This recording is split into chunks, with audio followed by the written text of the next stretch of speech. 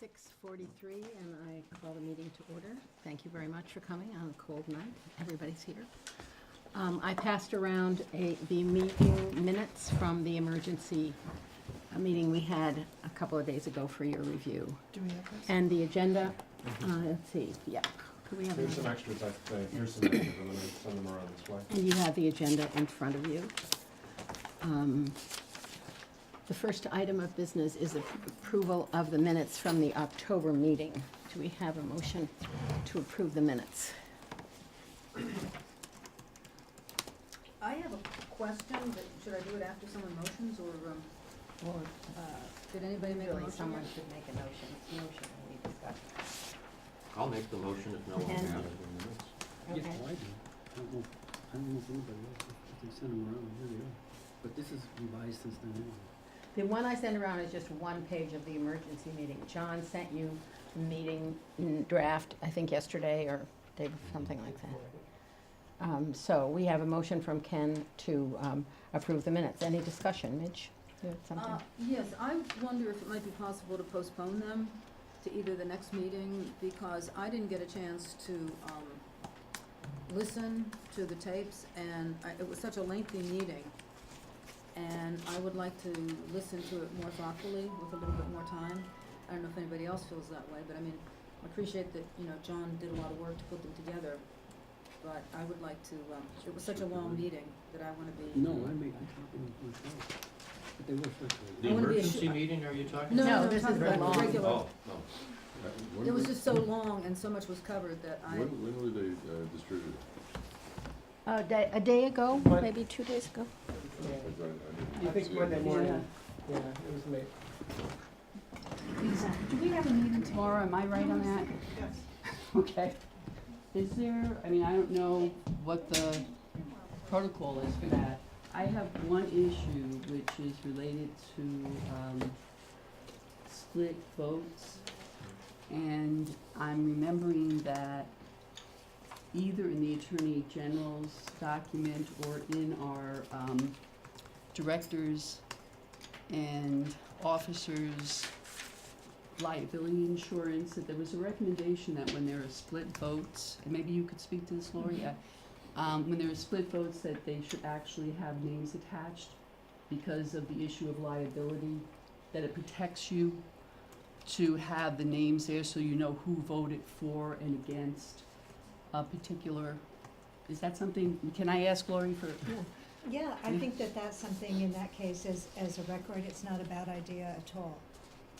And I haven't looked at the AG's one recently, but I think if the AG recommends that, that's a Well, pretty good source. I don't know if it was a recommendation, but it was along the lines of any new board member or trustee I should think think that's about these issues. I And think that's that's one of the issues, like if a motion is passed and you're against a motion, or, and it turns out that down Yes. the road, I there's think something you're wrong right. with that action, there's a record of who voted which way.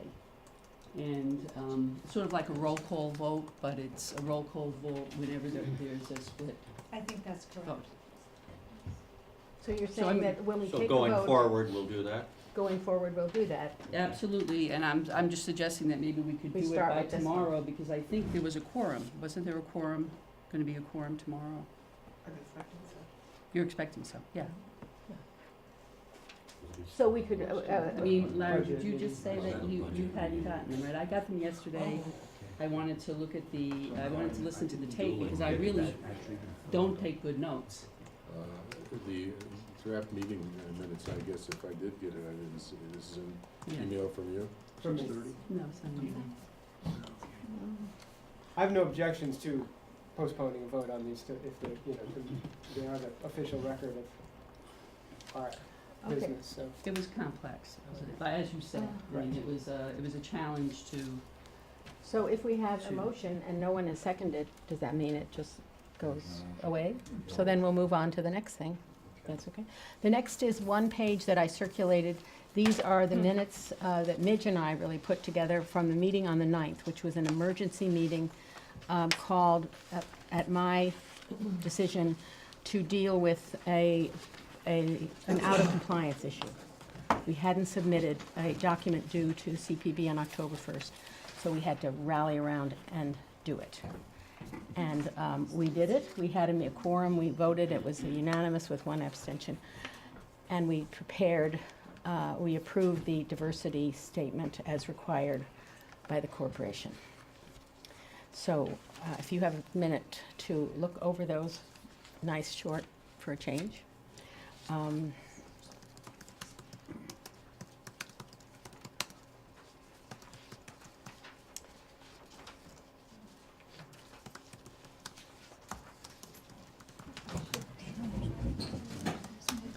And if there are no questions, would someone make a motion to approve the emergency meeting minutes? Ken, second? Could I just suggest a revision, Pat Pomeroy's name? It's kind of cute, but What did I spell it wrong? Pat. Yeah. Oh, sorry about that. Oh, well, Pat, you're here to speak for yourself. I didn't see you come in. Okay, sorry. Ken moved that, is it seconded by somebody else? Kevin? All in favor? Aye. Any opposed? Any abstentions? So we don't need to record names. It's approved I unanimously. just have a question Yeah. about the meeting. I know in the bylaws it says that there's a notification requirement of 48 hours unless that is waived. Does it need to be waived by all the trustees? I think that there is also one for an emergency meeting, which I believe this was felt to be because the station was past its deadline. And I believe the procedure for that was as soon as the time and place of the meeting is known, that is broadcast on the air. Right. And We, so I believe that is what happened in this situation. I did receive from some members who could not attend that waiver, and the first line says, by attending the meeting, you indicate that your acceptance of the necessity for this emergency. And you just need that from a quorum or from everyone, is my question. Well, if you've got a quorum, you can act, and so We when had a people quorum. come and they waive notice, and there is a quorum, and there were the emergency circumstances, which noncompliance, I believe, was deemed to be an emergency, considering the past history, recent history with CPB. So I believe that the meeting was duly called and held. I don't think it's really clear in the bylaws about that. Oh, that's fine. I would agree in that it seems that the point of it is to avoid a small group, which could even be a quorum, but a small group having a meeting without the full group being duly notified. So what the, Undertaking some action, obviously more right, controversial than this one. and this is, exactly, and I think that's where the word emergency comes in, that it's not emergency to get together and, but I think that the notion here was that since the station was a month plus past a deadline for posting it and had been fined, that constituted an emergency, which there can always be discussion about what's an emergency and what's not. And the bylaws say in rare instances, emergency situations may make it impractical to hold an open meeting preceded by 1 week's advance notice. In such situations, advance notice will be given to the extent possible, as provided in section 11 below. If circumstances require that any such emergency meeting be held without 1 week's advance notice, the board shall, within a reasonable period of time thereafter, make available to the public an explanation of why the emergency situation precluded holding an open meeting with reasonable notice. And then the notice section went on and says, in the rare instance of an emergency meeting, the corporation will do its best to provide notice to the public by broadcasting the time and place of the meeting on air. Such broadcast notices to begin as soon as the time and place of the meeting has been determined, and at frequent intervals throughout the intervening period until such meeting has been adjourned. Right, but then it goes on in B, at the end of B, to talk about an emergency meeting, unless an emergency meeting must be held within 48 hours, in which case the notice period may be waived by any trustee who submits a signed waiver notice, whether before or after the meeting, or who attends the meeting without protesting the lack of notice prior to the meeting or at its commencement. Right. So it's unclear to me, and maybe to others, whether that, waiver is needed from all trustees, from quorum of trustees, from the trustees who attend the meeting, or what? Well, I think you would have had an opportunity to protest the meeting if you felt that it was unduly called.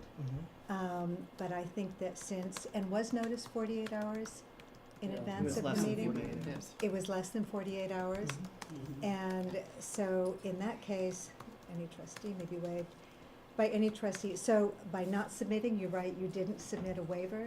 Did you attend the meeting or No. did anyone attend the Yeah, meeting? and I did not attend the meeting. I called in at the beginning of the meeting and said I didn't feel that I could be ready to participate in that shorter period of And time. when you called in, did you protest that the meeting was being held? And I don't mean you by you yeah. personally, but I'm one in Yeah. general. I mean, Because some of our trustees didn't even know that the meeting was happening because all the notice was over the course of a weekend. So I just am questioning whether it was, whether it doesn't seem clear to me that, whether the waiver was necessary from all trustees. So the from a meeting quorum or was what. noticed less than 48 hours. Enough people came that there was a Mhm. quorum present. You, for example, called in and said you didn't feel able to participate, but Because of the lack of time. but did you protest the meeting being held? I did not, no. Okay. And so I think that is the opportunity. I think it's another issue. And I think I think there you got away, the things, I think that there are instances where one could say, was this really something that had to be done right away? And I think that's something for the board to decide, but if you're a month late on a compliance issue for which the station has already been fined $15,000, I think it's reasonable to view that as an emergency. If the notices went out, I don't know why, perhaps our people, and maybe that's an email Yeah. issue. I think that this needs greater clarity is what I'm saying. Okay. Could I just ask, and I'm trying to understand, what would be the point of allowing, I'm just trying to follow it out, if every trustee had to agree to waive notice, then there would be no purpose of having a rule such as if you attend the meeting, you are implicitly agreeing to the non-notice. But it's not saying how the number of people that you need that consent from. Well, the notice was sent out in the way that I believe communication usually happens among the board, which is by email. Right. And not everyone perhaps Here. checks their email every time, but I don't think that governance shifts to people only check their email 2 or Right, well, 3 between- times a week. No, but I mean, between a Saturday and a Sunday. Right, but I think that's the whole purpose of emergency. And so with notice was out there as fast as possible, and enough people came who submitted, who showed up and did not protest. I don't think an emergency meeting is an ideal way for any organization to conduct business. I don't think anybody would say that. I guess what I'm saying, Lori, is if what we mean is that a quorum of trustees, is satisfactory, then I think that it needs to be clarified in the bylaws. And maybe we can just put Well, that we could, in as a work it item. was my decision that this was an emergency. I'm not It was due on the 1st of I'm October. not questioning whether And we it's an hadn't moved emergency. forward. I'm We questioning didn't know, whether- at our executive committee, we were not informed that it was past due. And then when we were, we realized we have to do this immediately. So, it was with much angst that I put together an emergency meeting, but we've been fined once. Yeah, and I believe that if the notice, sorry, John? I'm sorry, you can. No, I was just, I'm afraid I'm gonna repeat myself, but the notice went out as quickly as possible. I understand under this, under regrettable circumstances, to try to write something that could have put the station again in a vulnerable position of being fined again. And enough people were able to come to be able to take action. For example, even on notice, if only a quorum had appeared tonight, you would still be able to take action. I think the question is, what's the point of the mentioning of needing a waiver? Because that it only applies to people who don't come.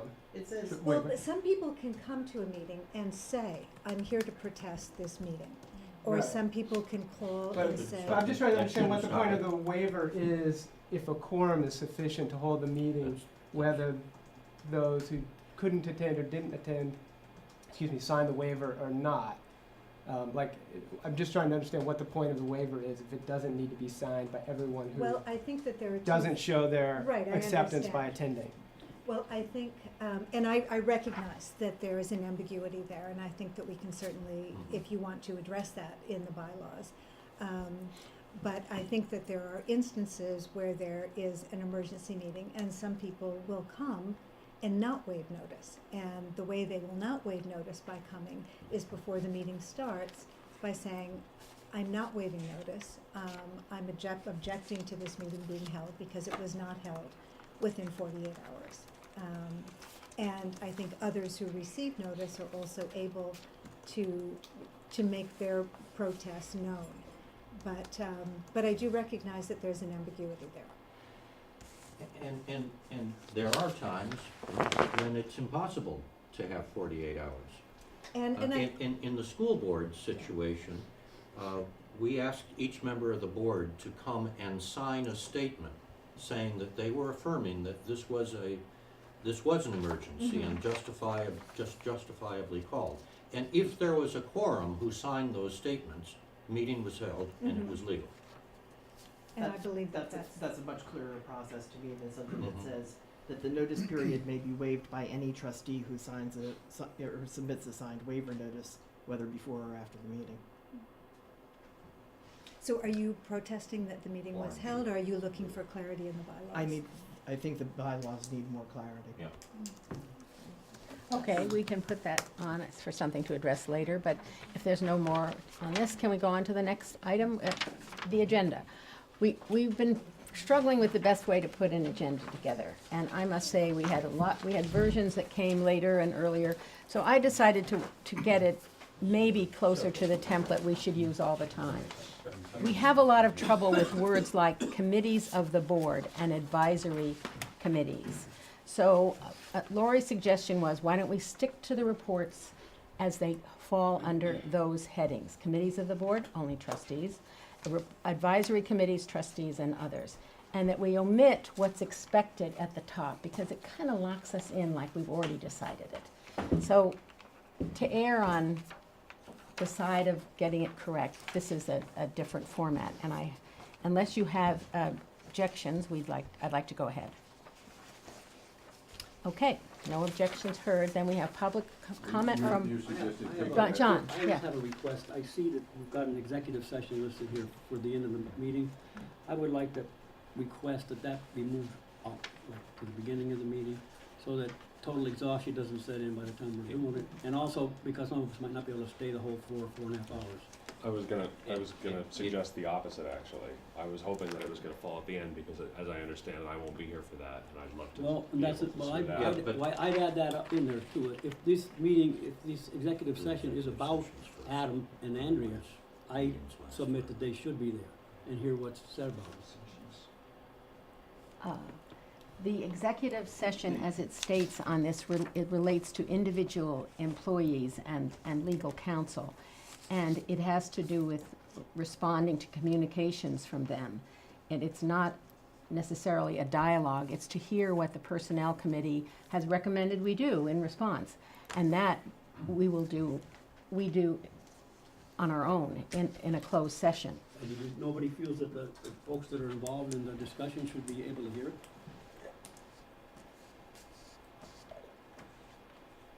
Can the personnel committee talk about that? Because, Well, I can- personally, I think no, it seems to make sense that, a board of trustees has a responsibility to air, fully and freely, their thinking, and, we are allowed to talk our thoughts out loud.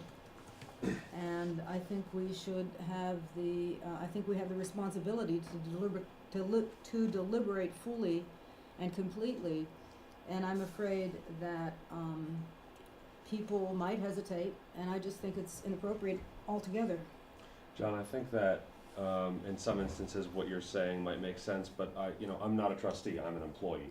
And I think that what Midge is saying does make some sense in that, I don't know, I wouldn't expect the employee to be present at a meeting of his or her bosses to, I don't know what, to determine salary or other, there are some instances where I think it would make sense, but at the same time, I think that it's not wholly inappropriate for the boss to have a discussion with itself without the employee present. Would you not wanna be there?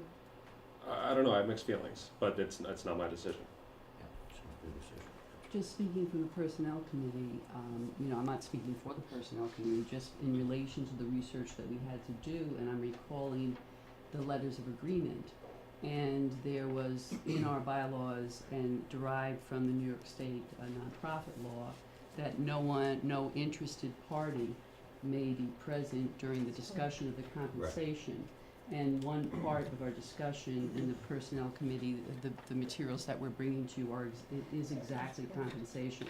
So I think that would kick in that interested It parties side. And the law provides that interested parties cannot even be present, not that they can just not vote or participate. And this is in no way a slight to the parties at hand, but it involves core conflict of interest principles under New York law. May I just ask, in that section, section 16, are we talking there about the discussion of correspondence from staff members and? In the report that I sent to all of you, the report of the Personnel Committee, number 5 and 6 are clearly noted. The committee reviewed, I'll read them now, I will read them during the report. The committee reviewed and discussed the general manager's requested revisions to his letter of agreement prior to his signing and agreed on a set of recommended responses. This will be discussed in executive session. And the committee reviewed and discussed the general manager's letter to the board dated October 21st, 2014, and the letter he transmitted to the board written to him by Andrea Eddings dated October 20th, 2014. We agreed on a recommended response. This issue will be discussed in executive session. Both issues that we are discussing are those that are allowed by the CPB to be discussed in closed session. And I would ask, I didn't hear exactly what we said in the agenda, but the CPB requires or recommends that you use the exact language of the statute, and I would suggest that we do that. And I have the text here if we need that, because they do ask that.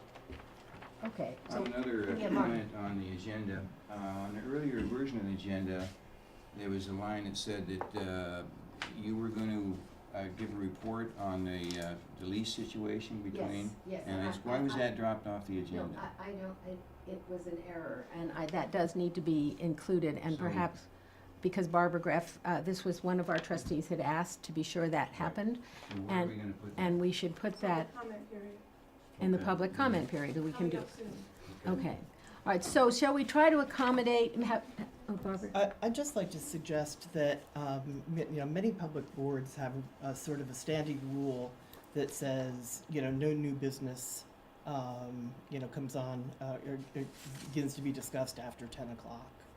I mean, I think that, last meeting was extremely long, and I don't think that, we were at our best at that point.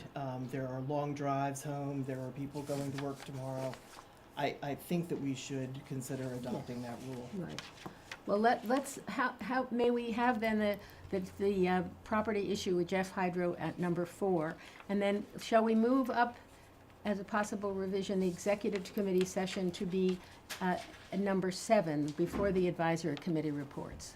Would that, or shall, I'm trying to make It some. just seems to me that having it at the end is most hospitable to the public when the public comes here. And I remember at the last meeting, it was extremely uncomfortable to have people who were here, including the person who was reporting the CAB, have to leave the room. And Adam, you left the room for what, an hour? I have Well, it seems the other most, thing the is, best can way. we move more quickly through the entire agenda? Let's give that a try and see if we can. Here's an And I idea. think if we start with the public comment, and if Barbara Greff sets an example of how we can move through the, Barbara, why don't we start with you, and then, Thank you. yes. I know almost everyone in the room, or a few people I don't know. Hi, my name's Hi, my name's Barbara Greff, and I know that from time to time the topic of the property under the radio station comes up for discussion. And the property is owned by Jeffersonville Hydroelectric. Kevin and Barbara Greff are the owners. It's an S corporation, completely separate from WJFF and Radio Catskill. It was founded by Malcolm Brown, when Ann Larson and Malcolm Brown founded the radio station. The idea that it should be hydropowered was very important in the founding of the station.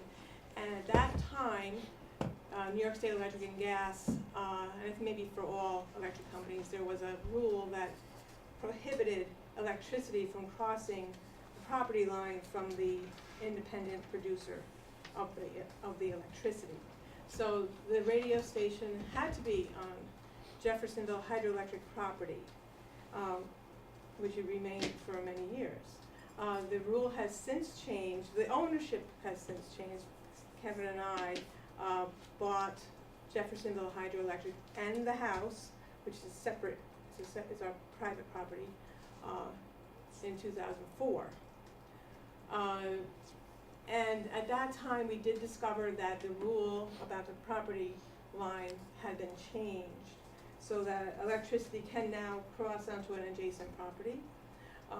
And I always say, whenever I bring this up to the board or people on the board, I always say, you know, if you want to have greater, you should always do due diligence on this. You don't have to take my word for it. Public Service Commission knows about this. There's lawyers there that can tell you all about the property lines. So I know that from time to time that the discussion of is it possible that the radio station could buy the property that, on which the building sits, or maybe Jeff Hydro would buy the station, so it would be all one piece.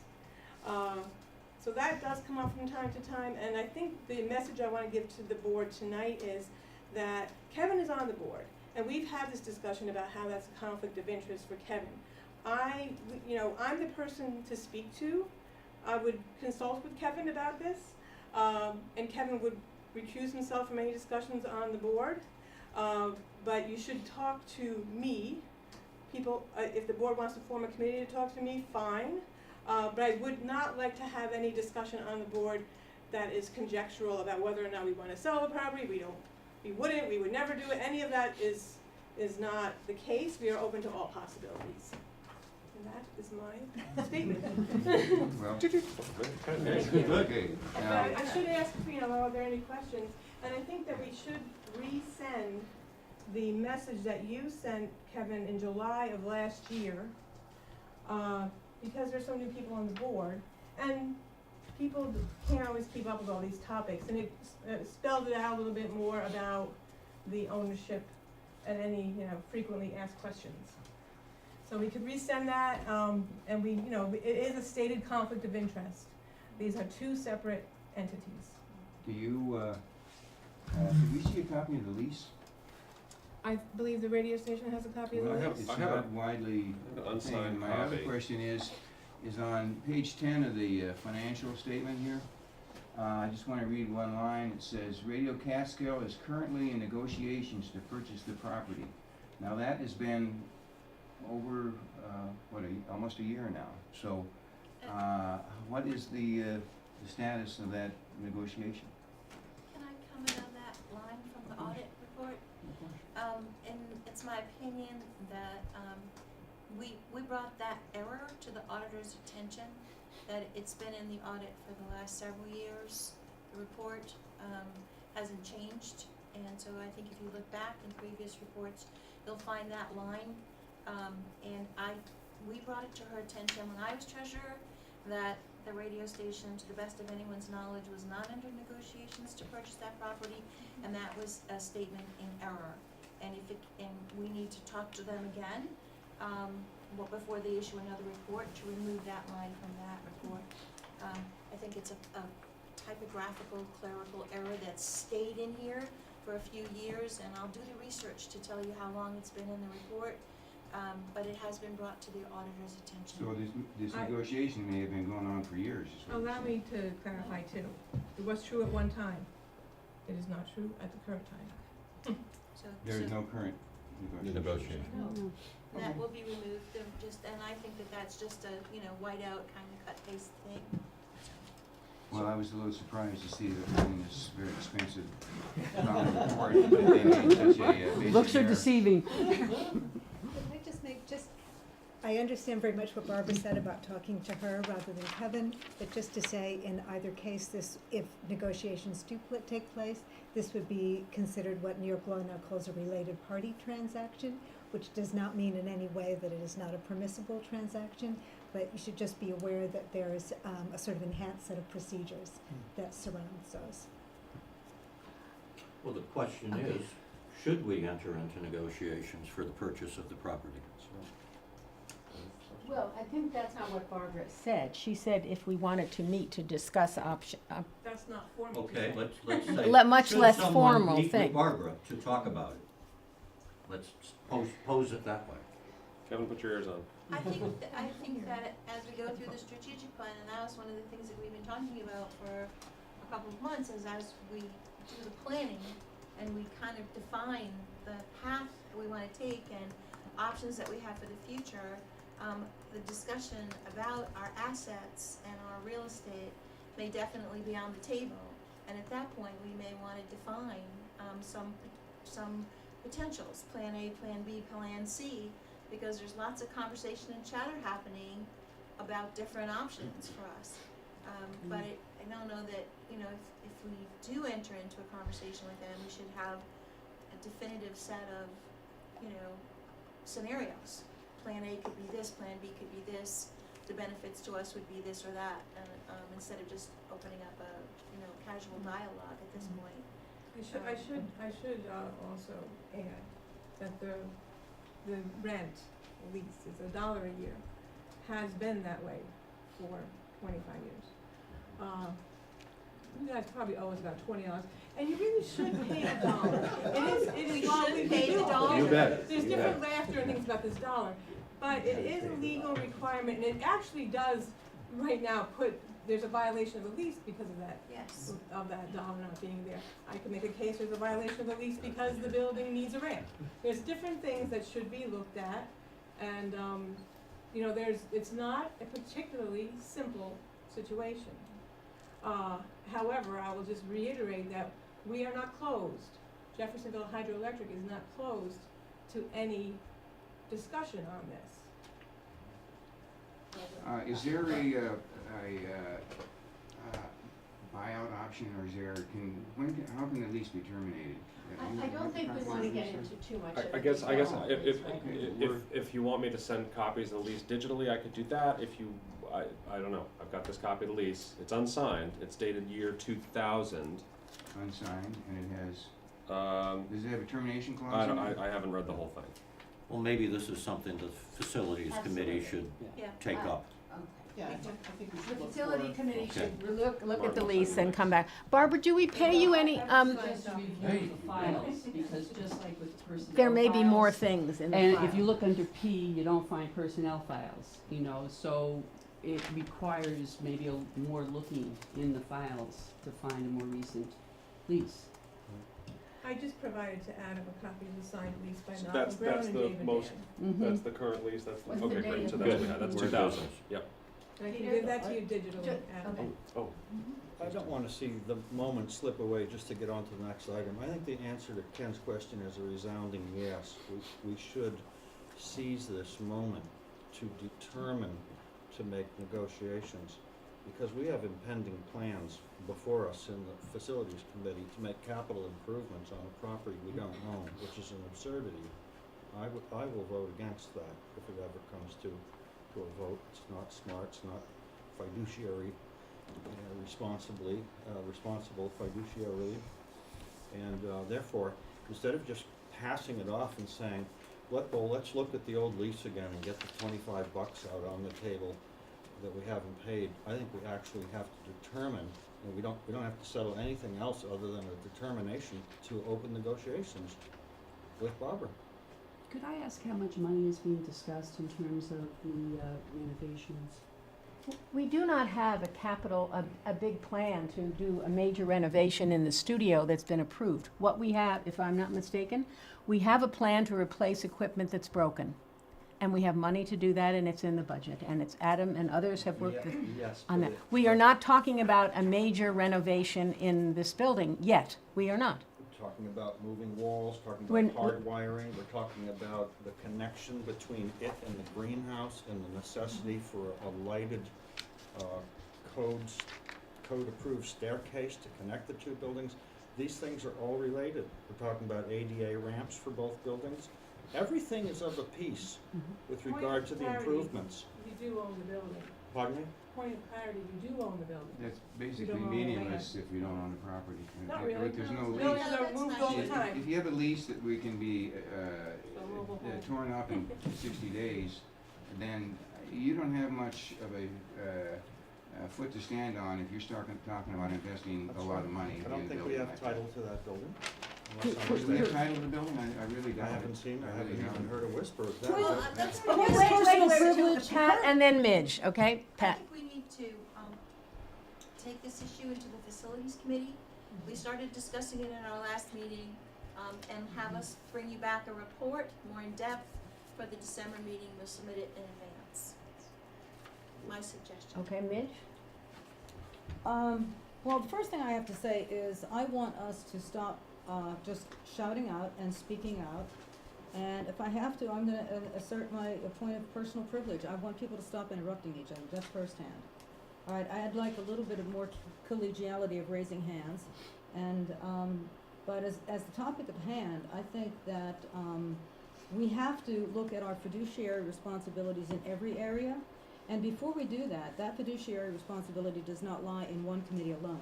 It is not just facilities that has fiduciary responsibilities. We all do.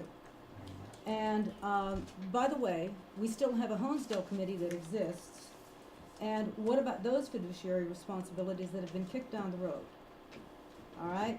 Now, certainly there is a lot of information that's not known here to this board about Jeff Hydro, myself included. And before anybody goes down the road to do anything, I think we need some kind of investigation of material facts, such as $1 a year lease. If that is not beneficial to the studio, then I don't know what is. All right? Secondly, there has been a culture that has developed over 25 years, which is as solid as Gibraltar. So, I think that we need to look at what is advantageous to Catskill Radio. And I think right now, it is not an appropriate time to investigate whether we should just maintain the status quo with Jeff Hydro. We have so many other burning issues. And I have no problem thinking that my fiduciary responsibilities will be strong and accurate if I support any kind of expanding of hardware, software, construction to the greenhouse and to the studios. I'm perfectly comfortable with voting in those areas for the money. But I do not think it's genuine to talk about fiduciary responsibilities when you're looking at the advantage of getting 25 or 50% discount electricity and paying $1 a year for rent, which hasn't even been paid. If I may ask Barbara a clarity, what is the, how much do we pay you for electricity? What Midge said is correct. 50% of the value? 50% of the market value, yes. Correct. So How if it's, many if years? it's 11 cents, if it's 11 cents on the open market, it's really higher than that lately. If it's 14 cents on the open market from NYSEG, for instance, then you would pay 7 cents. If Jeffersonville Hydroelectric produced the power, sometimes we don't. There might be a drought. Or a flood. Okay, Martin? Nobody's arguing that we don't have a good deal from Jeff Hydro. What we're concerned about is going into the future, spending a lot of money on property that we don't own or have a long-term lease on. If we could establish a long-term 20-year lease, I'd be a lot more, less worried about spending money on that building. So is the sentiment, am I right in saying the sentiment is we're gonna ask the facilities committee to look at the lease that Kevin had and give some consideration to the different aspects of the lease? Or alternatives to the current lease. Yeah, I mean, it's sort of, Would Barbara be involved in that? Would you be involved in it, or would you be willing to be involved in this I discussion? have to be involved. Okay, well then, It's part oh, of Jeffersonville Hydroelectric. Right, though. so she'd have to be, It's my preference, John, yeah, that I don't negotiate with this entire Right. board. okay. Why, don't you think you can get along with all of us? Oh, so We're that's such a so congenial group. the facilities committee needs to make meet sure with that Barbara to Barbara's pursue involved these in things. this, okay? Okay. May I ask Ann. one question just for the facilities committee to consider? We currently rent a 250 square foot studio in the Cooperage. We've invested, what was the figure in terms of equipment that we installed? I think it was 29,000 or was it 39,000? Around And $35,000. we are paying $8,000 per year, is that correct? Is it 8 or 10? It's 7,200, I believe. 7,200 in just the rent. No. No, the rent is about 4,200. 4,000 and they get perks Okay, to so give them close to 7,200. 10,000. So in a 5-year lease, that would be $35,000 on top of the original whatever. I tried to find the files on the digital media systems, and they don't seem to be in the file. Do you have them, Adam? The Which files? files? The files that are for the company that spec'd the equipment for Honesdale Yeah, I've got and those. also supplied the equipment for Honesdale and installed the equipment for Honesdale. Do we have the exact figure for that? I've got the files on hard copy. Okay, in hard copy. Are they located in the files that are open to inspection? They're not in the public file, if that's what you're asking. I mean, the files in the office. They're Yes. saying, I wasn't able to find them. But I would ask the facilities committee to look into that issue, because in that case, we've invested. What's the issue? The issue is that we've invested, my understanding of the issue from the facilities committee is that you are reluctant to invest money in a facility that is located on land that is not owned by the station. I'm suggesting the comparability of that the station has invested in a property that it not only doesn't own the land under it, but it doesn't own the actual property. So, Right, but it has a clear, may I speak? well, first. It has a clear we have a clear lease, and also the equipment there is removable. I'm talking more about capital improvements on a building, which would include an ADA ramp eventually and security. That brings and up so a forth. question in my mind, in the comparability, because the ADA ramp, is the studio in Honesdale ADA No. accessible? No,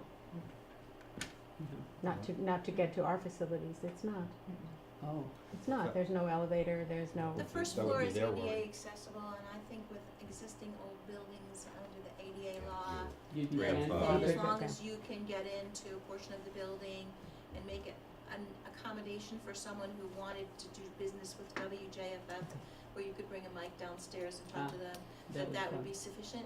And you could say the same thing Of for our our broadcast studio. studio right now. Absolutely. Someone could get in that door, not with a wheelchair maybe, because the door's not wide enough, and certainly the bathrooms are not accessible to someone with a wheelchair. They're all 36 They're inch 36 doors, they inch. all There's need 36 ADA code. So we could say the same thing for the broadcast studio, that the Mhm. building itself, someone Mhm. could get into it downstairs, and someone could be accommodated by having a broadcaster come down and talk to them. And we can't say the same thing for the greenhouse, cause there's 2 steps up Mhm. into the building. So, I mean, and all old buildings deal with this, and we dealt with this municipally, and Mhm. I know you dealt with this with the school, and having to make changes Sure. to accommodate people Every building can't be perfectly, you know, built to new standards, and so there's an understanding that as long as there's an accommodation available to people who require it, then the building complies and the organization complies. So is it our sense that we want the facilities committee to address these things and come back, and that the addressing of them would also involve Barbara Greff in conversation? Yes. And that is, Could I yeah, let's try to be short, because Yeah. we're not, And in a conversation that Sonia and I had a little bit earlier today, I'd like to put a deadline on that. I would like to have that resolved by the next board meeting, because we have been kicking cans down the road forever. And what happens is that things get lost. And the ramp is a great example. We approved the ramp how long ago? October 1913, Right, and 2013. we know things have happened, but the bottom line is there still is not a ramp. And so I would ask that the facilities committee move, if we decide to go ahead with this expeditiously, and report back expeditiously, preferably December.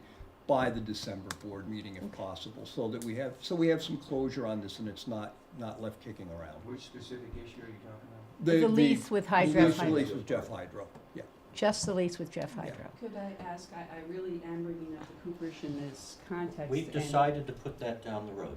No, we have No, not. we are bringing it right back, because when you say we decided to put it down the road, you brought up an issue, which is you do not wanna invest in property that is not on, is on land that is not owned by the station. Capital improvement. I'm bringing up the issue that the station has invested in equipment and the actual preparation of an installation of that equipment in a property that is not owned by the I station. made the important distinction that it's capital investment. We're talking about changing walls, hardwiring, moving the design of the second floor, that sort of thing.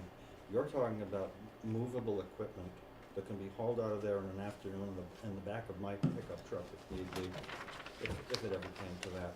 So that's a keen distinction. Mm.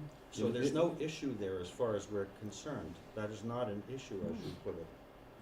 In addition, there are numerous other issues relating to cooperage that we began to get involved with that have nothing to do with the issue here. I'm only bringing up this issue, Well, which is to me that an issue. well, either we're gonna discuss and move forward on cooperage, or we're not. I mean, this is just one piece of it that you're talking about. What I was trying to do is make a comparability between the two, because one involves investment in equipment. I'm not aware of, I knew that you were discussing different movements of, my understanding is one wall was going down. Well, there are Well, there's a floor difference between plans. moving, you know. Just a second, John Just Gordon. real quick, Barbara, or, I guess I asked Laurie, if Barbara gets together with the facilities commission, and they start talking, there is no way for Kevin to recuse himself and be in on that? Or what- He's not on the It's- facilities Well, committee. let me Are you first on? remind you that the facilities committee is an advisory committee. The facilities committee is not empowered to make any decisions. Maybe you don't want them. The facilities committee would come back and make a recommendation to the board. So when you are just seeking information and you're not deliberating, you can ask the parties. But So when you okay. come to negotiating or deliberating as a board, Okay, any interested party gotcha. cannot exercise any influence, cannot be present for the deliberations, it cannot be present for the vote. Okay, Pat, I'd and like to then, make a motion, with all due respect to your opinions on cooperage, that the facilities committee bring back to the board for the December meeting a report on the lease with Jeff Hydro. And that we focus on getting that piece of work done to bring back a complete report to the board by the December meeting. And that's a motion, and that we can defer the cooperage issue into the next year, that for the December meeting, this motion says the facilities committee will bring you the report on the lease only. on the lease, I don't know what that On the lease with means. Jeff Hydro, the facilities, that's what we were talking about, that's what Mike said. The lease, And I, the What are the alternative elements courses of of the action. What are the elements of the report? The elements of the report are gonna be, Sorry. okay, Peter and then I Rick. second. If Mrs. Greff is amenable, could I add that part of that discussion be an exploration of the possibility of Yes. buying the property too? Yeah. So that it doesn't Right. come off as something we're throwing at her with no warning. Is that amenable to you, Mrs. Gross? So in other words, you want this report to be generated as a result of the committee's meeting?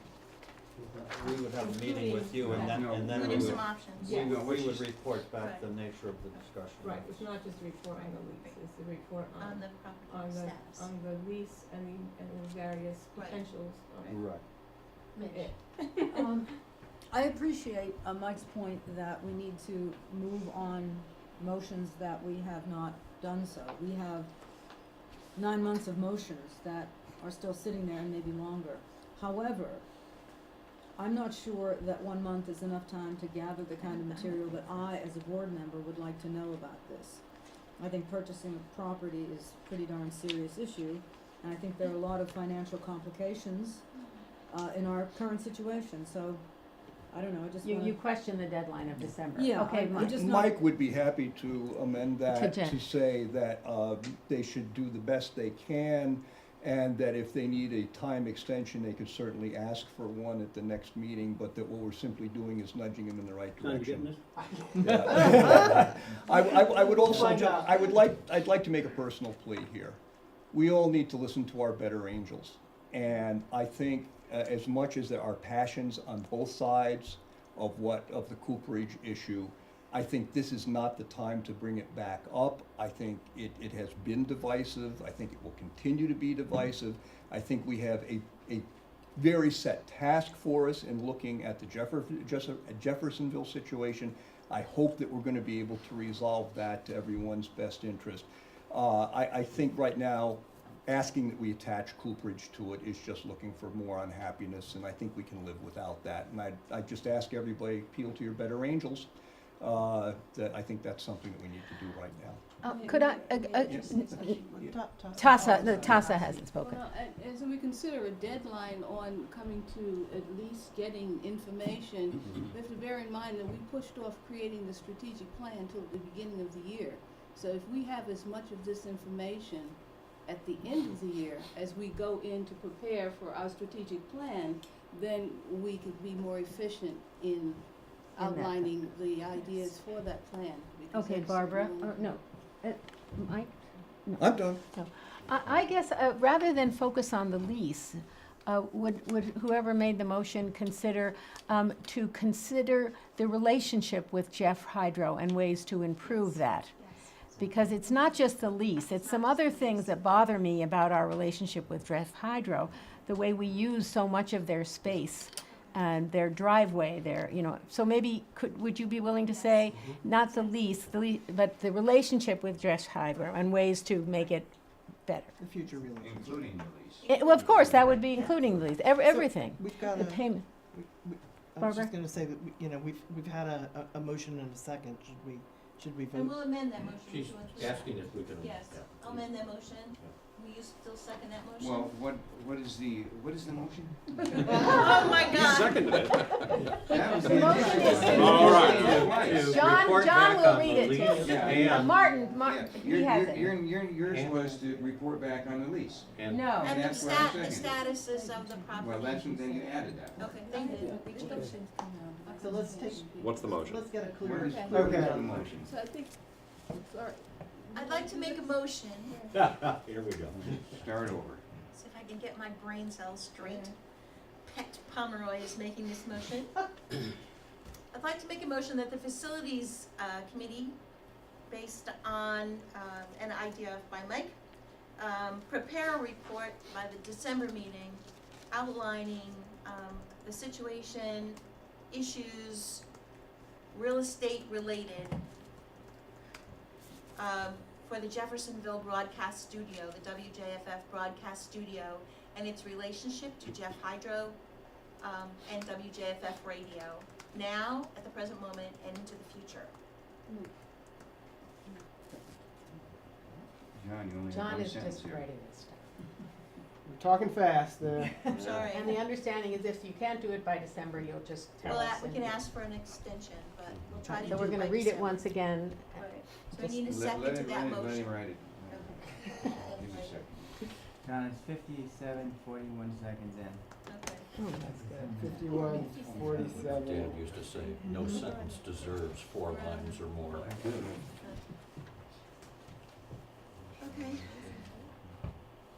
Nobody seconded it? I'll second it. Thank you, Margaret. Do we want it read again, or are we okay to vote? Let's vote on it. We'll vote. All in favor? Any opposed? One is opposed, and that would be Midge and Ann. Any abstentions? Kevin? Okay. You got the names down. Ann and Midge, no is Ann. Is Kevin. Okay, moving on then, if we can, from this.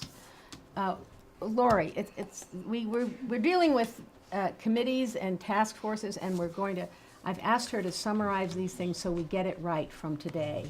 And we are constantly not just talking about groups, we're talking about these 2 types of groups, which is what we have, committees of the board and advisory committees. And she's going to summarize those things as they also relate to our bylaws that we have right now.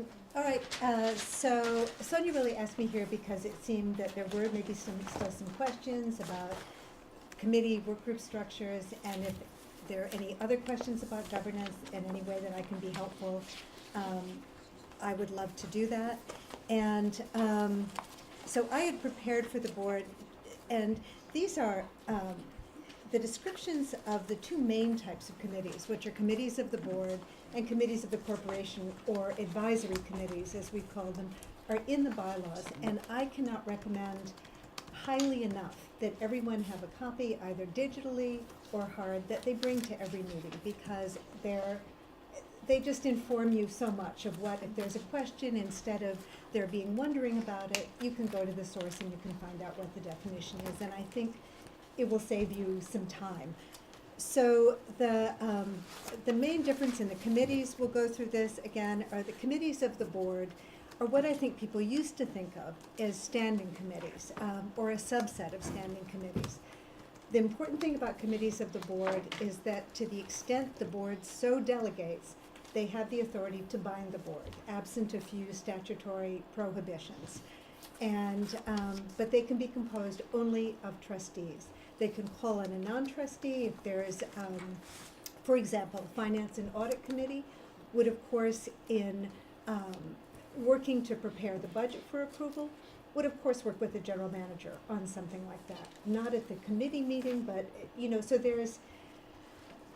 they're not deciding everything, they're ultimately making the decisions by themselves. It doesn't mean that they're not consulting with others. But committees of the board, can bind the board, are comprised only of trustees. And these tend to be the ones with the core responsibilities. The executive committee, finance and audit, I believe governance and nomination and governments, personnel committee. And the board is allowed, with the exception, as I said, of very few things like amending bylaws, things, to delegate, to the extent they choose, responsibility and authority to these committees. And in a lot of organizations, these are used as a way to take some of the burden off the full board. And at the moment, there is nothing in the bylaws that is, I believe, actively delegating. They're delegating responsibilities, but not decision-making. But the board can do that at some time. They can say to the executive committee, we're delegating to you the authority to go make X, Y, Z decision. We're delegating to the personnel committee to make X, Y, Z. We're delegating to finance and audit. We are not happy with our accountants. We authorize you to go pick somebody else. The other main kind of committee, and some of these were also used to be considered standing because, and by standing it just meant they were there month in, month out, year in, year out, are called committees of the corporation. And because that's an unwieldy term, in the bylaws we use the term advisory committee because that's the extent of their power. They can be comprised of trustees and non-trustees alike, but they cannot bind the corporation. They can't bind the station. They take their recommendations back to the board. So for example, the facilities committee, if it's meeting and investigating, possible negotiations for purchase or the lease or other things, they would meet. They're subject to the open meeting rules, just as committees of the board are, but they would bring back to the full board their recommendation for the board to vote on. They can't make a decision. They couldn't go out on their own, negotiate with Jeff Hydro and say, that's it, we've done the deal. That has to come back to the board. Then there was a smaller group that we had all talked about, because there are a lot of things that just have to get done. And if everything you have to get done requires a week's public notice and an open meeting and all of this, then all you're going to be doing is sitting in a room with an agenda for several hours all the time.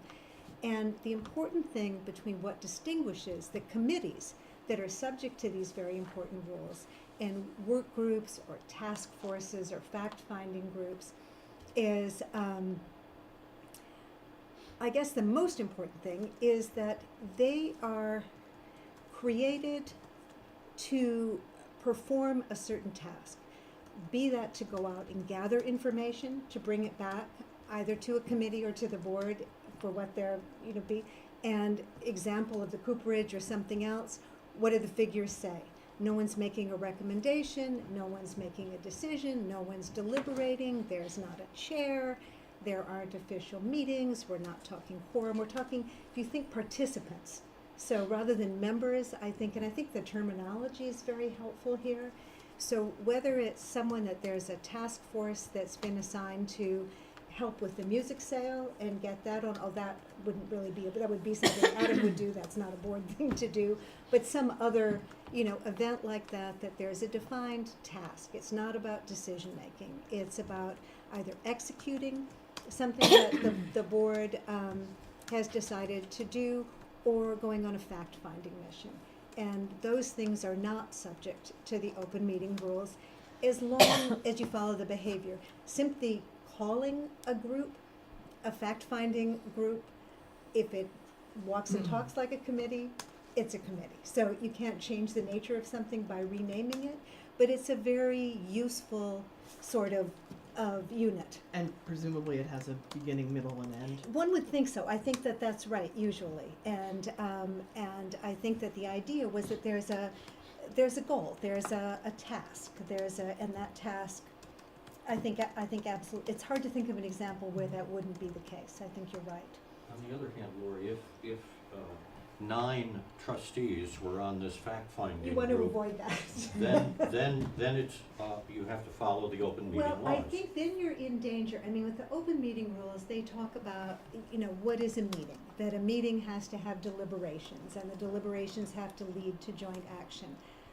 But I think, given human nature, if you have 9 trustees and that's a quorum, and people are talking and they're used to making decisions, I think both optically from the outside, that looks like a committee, and internally, it's hard to avoid saying, well, I really think this is what we ought to do. So, and in a way, some of these groups should be a way to relieve the board of some of its duties. And, whether some of the tasks are, employees, volunteers, whatever, it's a way that, not every single thing has to be. And I think that there was some question, and correct me if I'm wrong, about how things could be created and dissolved. And when it comes to the actual committees of the board of the corporation, they're established by the board, so they could only be dissolved by the board. The president does have the authority to appoint members to committees of the board, but that's subject to the approval of the board. And on things like committees, the bylaws that were approved have kept the authority. Let me rephrase it. The bylaws that were approved give the board a lot of authority to delegate responsibilities to committees, but they haven't done that automatically in the bylaws. It was decided that they would rather do that on more of a case-by-case basis. That and again, they could delegate a task to the facilities committee, but they couldn't delegate board authority. Whereas to a committee of the board, you can actually say, we are delegating to you the authority to do X, Y, and Z and make a decision and bind the board. I think that's really, and I don't know if everyone got them, we did a sort of, I did out a forum about fact groups, and you can easily do this for the other ones, and especially for the fact-finding work groups, task forces. I think some of this came up as a result of, a motion that I introduced last month, that we, have this kind of documentation when we form a work group or a fact-finding group, so that we know, what we did it for, what was the reason for it, who's on it, what's the deliverable, and when does this group, And that's dissolve. I think that's a great idea, and So if we, if we now have this, that you've, cleaned up from my first attempt of it, I think that this is something that we should do on a regular basis. I think it's a great idea, and I think you might also want to look for other committees. With the other ones, there's quite a lot spelled out in the bylaws, but for example, if the program committee has been reconvened again, and I think doing a committee charter is also a good idea, that it sets out, this is what this group of people does.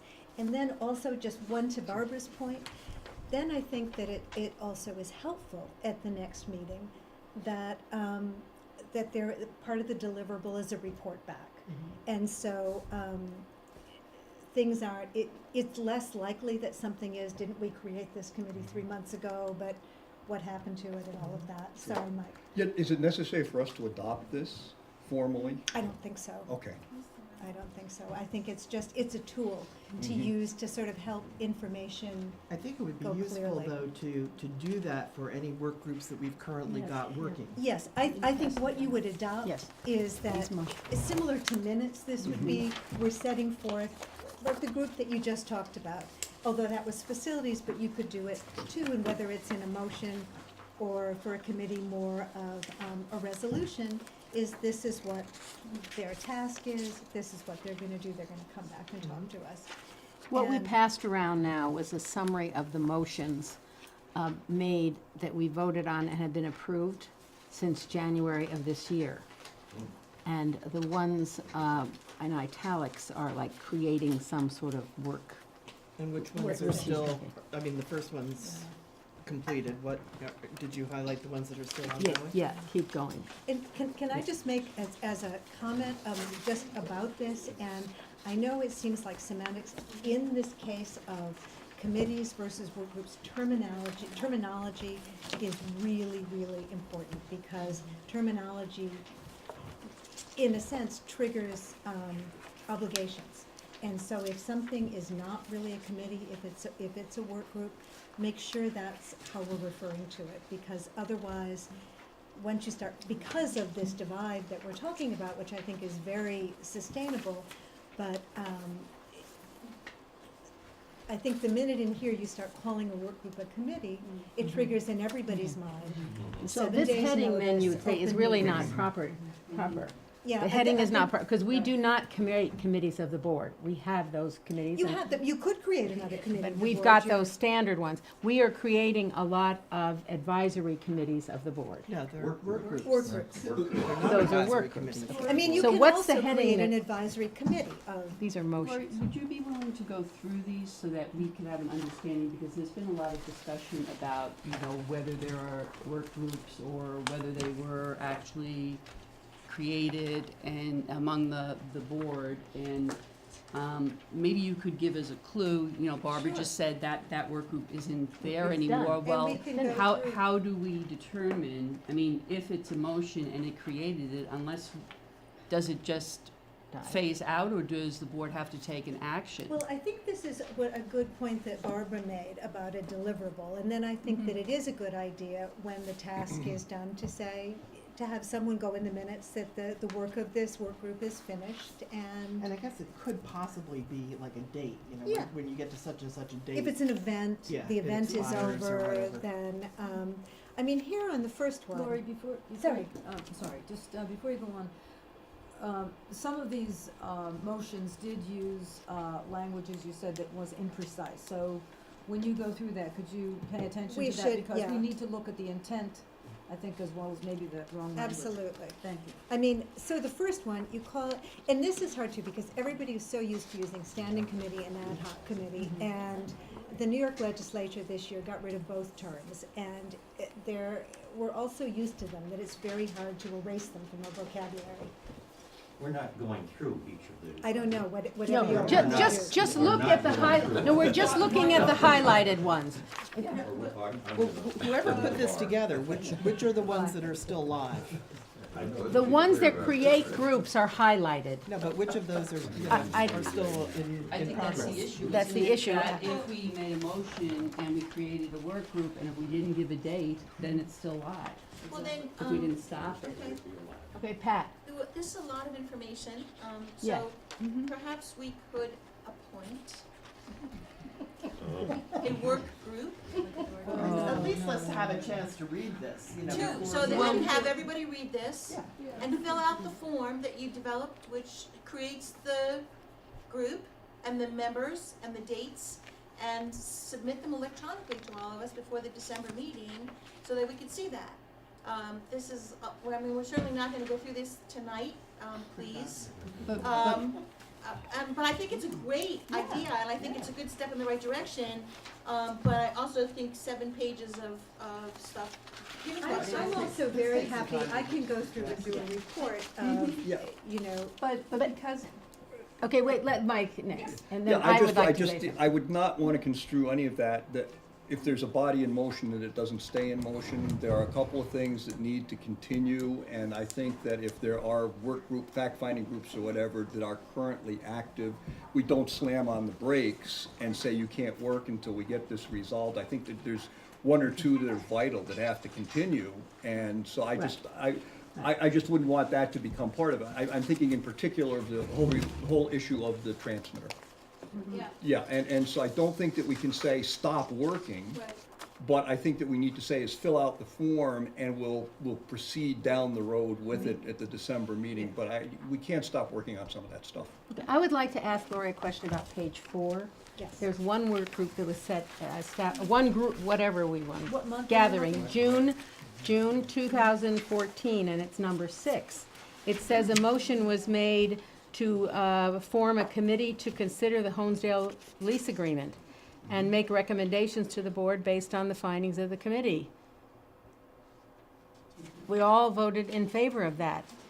Does that mean we have that group now? I think it's probably We're asking superseded by, Lori. I'm sorry, but I want to point out, item 7 on page whatever. Point of personal privilege, please, we have to do things one at a time. We're on one point, can we please stay there, Mike, and then go to Okay. yours? That's, sorry about that. We'll Okay. just- Could If I- you could, no, I want to have an answer to this one question too.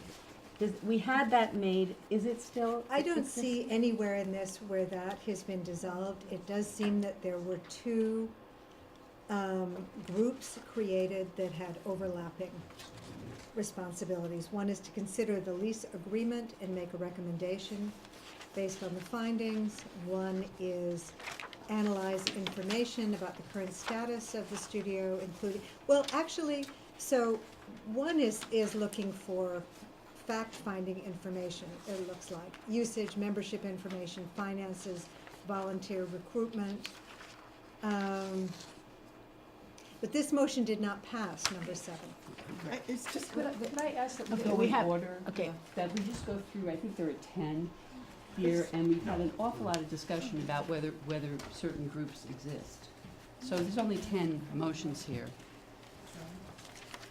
Do you think you can zip through these quickly and give us some guidance on the ones that we have formed? Do we have them Yeah, I with mean, what us? I can't necessarily tell you is what they're doing now, Yeah. so. There's one point, though, that because, Lori, with the change Did of you raise your language, hand? the Did you same raise your hand? group, I've raised my hand before and not got Yeah, acknowledged. you didn't raise your hand now. Okay, we're gonna have Mitch and then we're gonna have Barbara, okay? If we can hold on. All right, we'll do it No, that no, way? no, All right, I asked the no, chair to no, call just on a us second, raising okay. hands. Midge is, okay. My point, Lori, was when I asked you to consider the intent, these committees had the same people, they were in fact the same committee, for the most part. Some people may have come on and off. If you're looking at item under June 6th, Mhm. Sorry. Those Yes, were- Barbara is next. You know, this is a lengthy document. I cannot absorb it in 30 seconds. I think we are, you know, it's only appropriate and proper for, you know, whoever was not part of creating this document to have an opportunity to read it, compare between different pages and so on. I don't think we should be discussing this any further at this time. I'll second that. Pat, anyone? No. Who hasn't spoken yet? Anybody else who hasn't spoken? Okay, so we're talking, you're scratching your head only, right? You're not asking to speak. No, I'm not. I'll send up a flare. I do think that as a sort of general matter, that the idea of committees is to be helpful and to reduce board overload. And if something has been created, and I'm speaking, you know, totally as Switzerland, because I don't know what these committees have done or whatever, but if there is some disagreement within the committee, you know, people are, you know, fair to bring that to the board or to one another, or to leave a committee or to invite other people on a committee. But the whole idea of committees is to be helpful and to or work groups, and to reduce, I mean, you all have this huge load of work with this organization, employees, board members, everybody.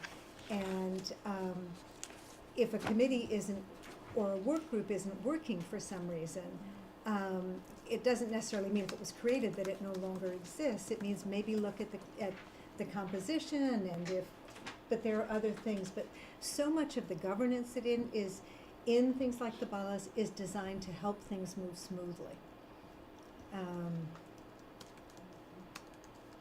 Just John. for committees that, when you need to dissolve a committee or want to dissolve, is dissolve the word you use? I think you would use that. I Okay. think that's I as know good a word as impaneled any. was decided that was not the right word to we put wanna use. people on one, but, okay, We have to swear you in if we impanel you. right. Pat. Don't we have a motion on the floor? Yes, we Motion do. and a second. And And a second. Which one was that? Barbara Demarest made a motion That we table this. we table this and so have a that we chance can to just- read it, and and Ken- come back to it next month. And and Ken in the seconded. meantime, if we see a work group that we are involved with, we can work on the form for it. But this is, you know, we can't discuss something that we've just been handed that's 7 pages long. If it hasn't been seconded, I'll second that. Who was second? Ken seconded. You can Be third. Third, I'll third it. So, can we vote? Okay, we have Are we still in discussion? on the motion, we Okay. are discussing the motion to table. Well, my point is that since we have our counsel here, I think it's very important that we take advantage of the opportunity, at least exploring some of these questions. The ones that are highlighted, the ones in boldface, are the ones that seem to be perhaps the most confusing, or there are different issues. In any case, I just think it's important that while we have counsel present, if there are questions on those, maybe you wanna take a couple minutes to look at some of those boldface motions and ask counsel. I'll call a question. Just a clarification on the motion, this was to table the discussion of this document until, Next month. Next one. Could the executive committee perhaps be of assistance on doing some of this in the middle? If the board Could- delegates Could that, the, absolutely. you know, not that we want more work And necessarily. that's often how an mean, executive it would- committee will work. May I amend the motion to? The question's been called, I have to Oh. say. Question's been Good called. call. Oh, okay, sorry. If it's helpful in the meantime, in between, I'm happy to go through and say, and get back to Sonia or whoever and say what, that I could comment as to, the language used and yet the sound of what the text is, to say what sounds like a work group versus a committee, if that's helpful. Well, we have the questions been called. I mean, I was thinking we would get the executive committee to do some work on this, go through them, because they have more of the history of all the groups. But are we executive committee people? Is that, it doesn't go. We've had the question called. Are you asking to amend it? It's been called. It's been called, so I can't. Means we have to vote on it right now. Okay, so we'll vote on the, to table this until next time. basically. All in favor? Opposed? I think Can we I'm go opposed. back to, I gotta write all these names Yeah. down, so. All in favor, who's in favor? Liability. Oh, all in favor? Is the in favor? Yep. Sorry. Does John have to write every one down or just who Yep. Well, in opposes? case there's liability issue. But if you just put opposed and have the Well, yeah, attendance. I guess No, whichever is- because that leaves It's out. a motion to table orders, Okay. correct? We'll get you Okay. some forms, John. Okay, Yeah, opposed? that's a good idea. Opposed. Opposed?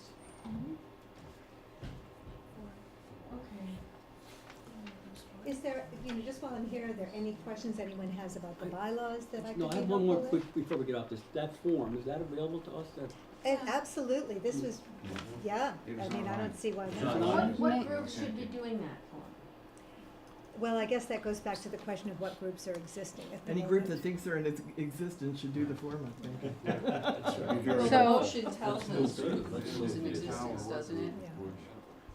I'm just asking that, wouldn't any work group be the Yeah, there result seems of a to be motion? some confusion about the motions, that there seem to be some There does. contradictory I've had people that information. explain to me that there are not groups that I find listed here. Could we just list the groups that are gonna fill out this form, because we should do that? Why don't we do that? Wait a minute, isn't that isn't that the same as Contrary going to through this. this whole? No, document? it's, that's, going through this is looking at this and seeing, do these really exist? But now we do have a tech group, we know they exist. We have a tower work group, we know they exist. We don't have a tower work group. Could you look on July? Yeah. This is, No, we're we- gonna come back can we with please this not? next month. Specific charge, which they completed and they finished. I I think thought we that need that a was- tower work group because we don't have one. We don't, and it says a committee, not a work group, so. Okay, I think that that's what we were gonna discuss here, right? We We were gonna decided look not over. to. Okay. Barb had a great Okay. idea. If you think you're on a group, fill out a form, bring it to the next meeting. I think it's a great idea, Barb. Okay. Move Could I the ask the agenda. secretary to make a list of the, that we would have on our agenda for reports out of these groups? And then we can decide whether or not they don't exist. Can you repeat that? On, like, where we have reports? Just list all the groups that are here, and then we would know whether or not they do Oh, exist. like in the And then we agenda, can okay. dissolve them. If they don't exist, then we can dissolve them. You're Okay, I making a think I got motion? that. That's a motion you're making? No, I'm asking, it's a request to So the secretary. include in the agenda It's a request to the the secretary. reports from any group formed here. Okay, got it. Okay, moving on. Reports from the Finance Committee? Okay, I sent a written report. There's two things, certainly if anyone has any questions, let me know. There were two items that I need to bring to the board. The first is that we have been paying 401k contributions to the full-time employees since 2010. We did not make the contribution in 2013 for Adam. We have not made a contribution yet in 2014 for Adam and Jason. I believe that we need to move ahead to make those contributions, and as I suggested in the report, I would recommend that we make it at a rate of 5% of salary. I will make that as a motion that we go ahead and make those payments to the 401k accounts prior to the end of 2014. I'd second that. Why did you pick 5%? 5% was kind of the average of what had been paid thus far, and the amount has bounced around from year to year and has not been equitable between the full-time employees. So 5% was what seemed to be about an average. Could you give us the figures on what the percentages were? In 2010, Adam received 5.3%, Winston received 5.5%. In 2011, Adam received 4.77%, Winston received 6.06%. In 2012, Adam received 0.046%, Winston received 0.055%. And all of this is in the treasurer's report that was sent to you. Mhm. In 2013, Winston was paid a prorated amount for January through April. So a fourth of the amount that he was paid in 2014. So I believe that, 5% is kind of in the middle. It is a frequently, a frequent amount that you will see employers offering as a 501k contribution. Although certainly companies are all over the map in terms of what they offer. I think going forward, it would be beneficial for the Personnel Committee to take up the question of, what's the plan, and, do you have to be on board for, some period of time before you become eligible, and, all of that kind of thing. But given that we are, in effect, delinquent on payments on what seems to be, a benefit that we thought we were offering, that we need to make that payment before the end of the year. Can I make one legal comment on that? Because 401ks are part of compensation, the rules with comparables, just as terms of protecting yourselves.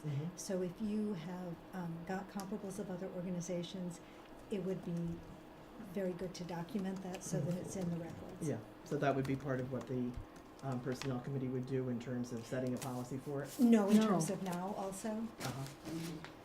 So when we did the comparables for wages, we did the other art societies. So are you saying we should do that? Well, We'd be wise. it's part of both the IRS rules, if you want to not be seen as excess benefit transactions, and it's also part of the organization's conflict policy that the IRS looks at compensation as everything, not just salary, but everything from use of a car to 401ks and all of that.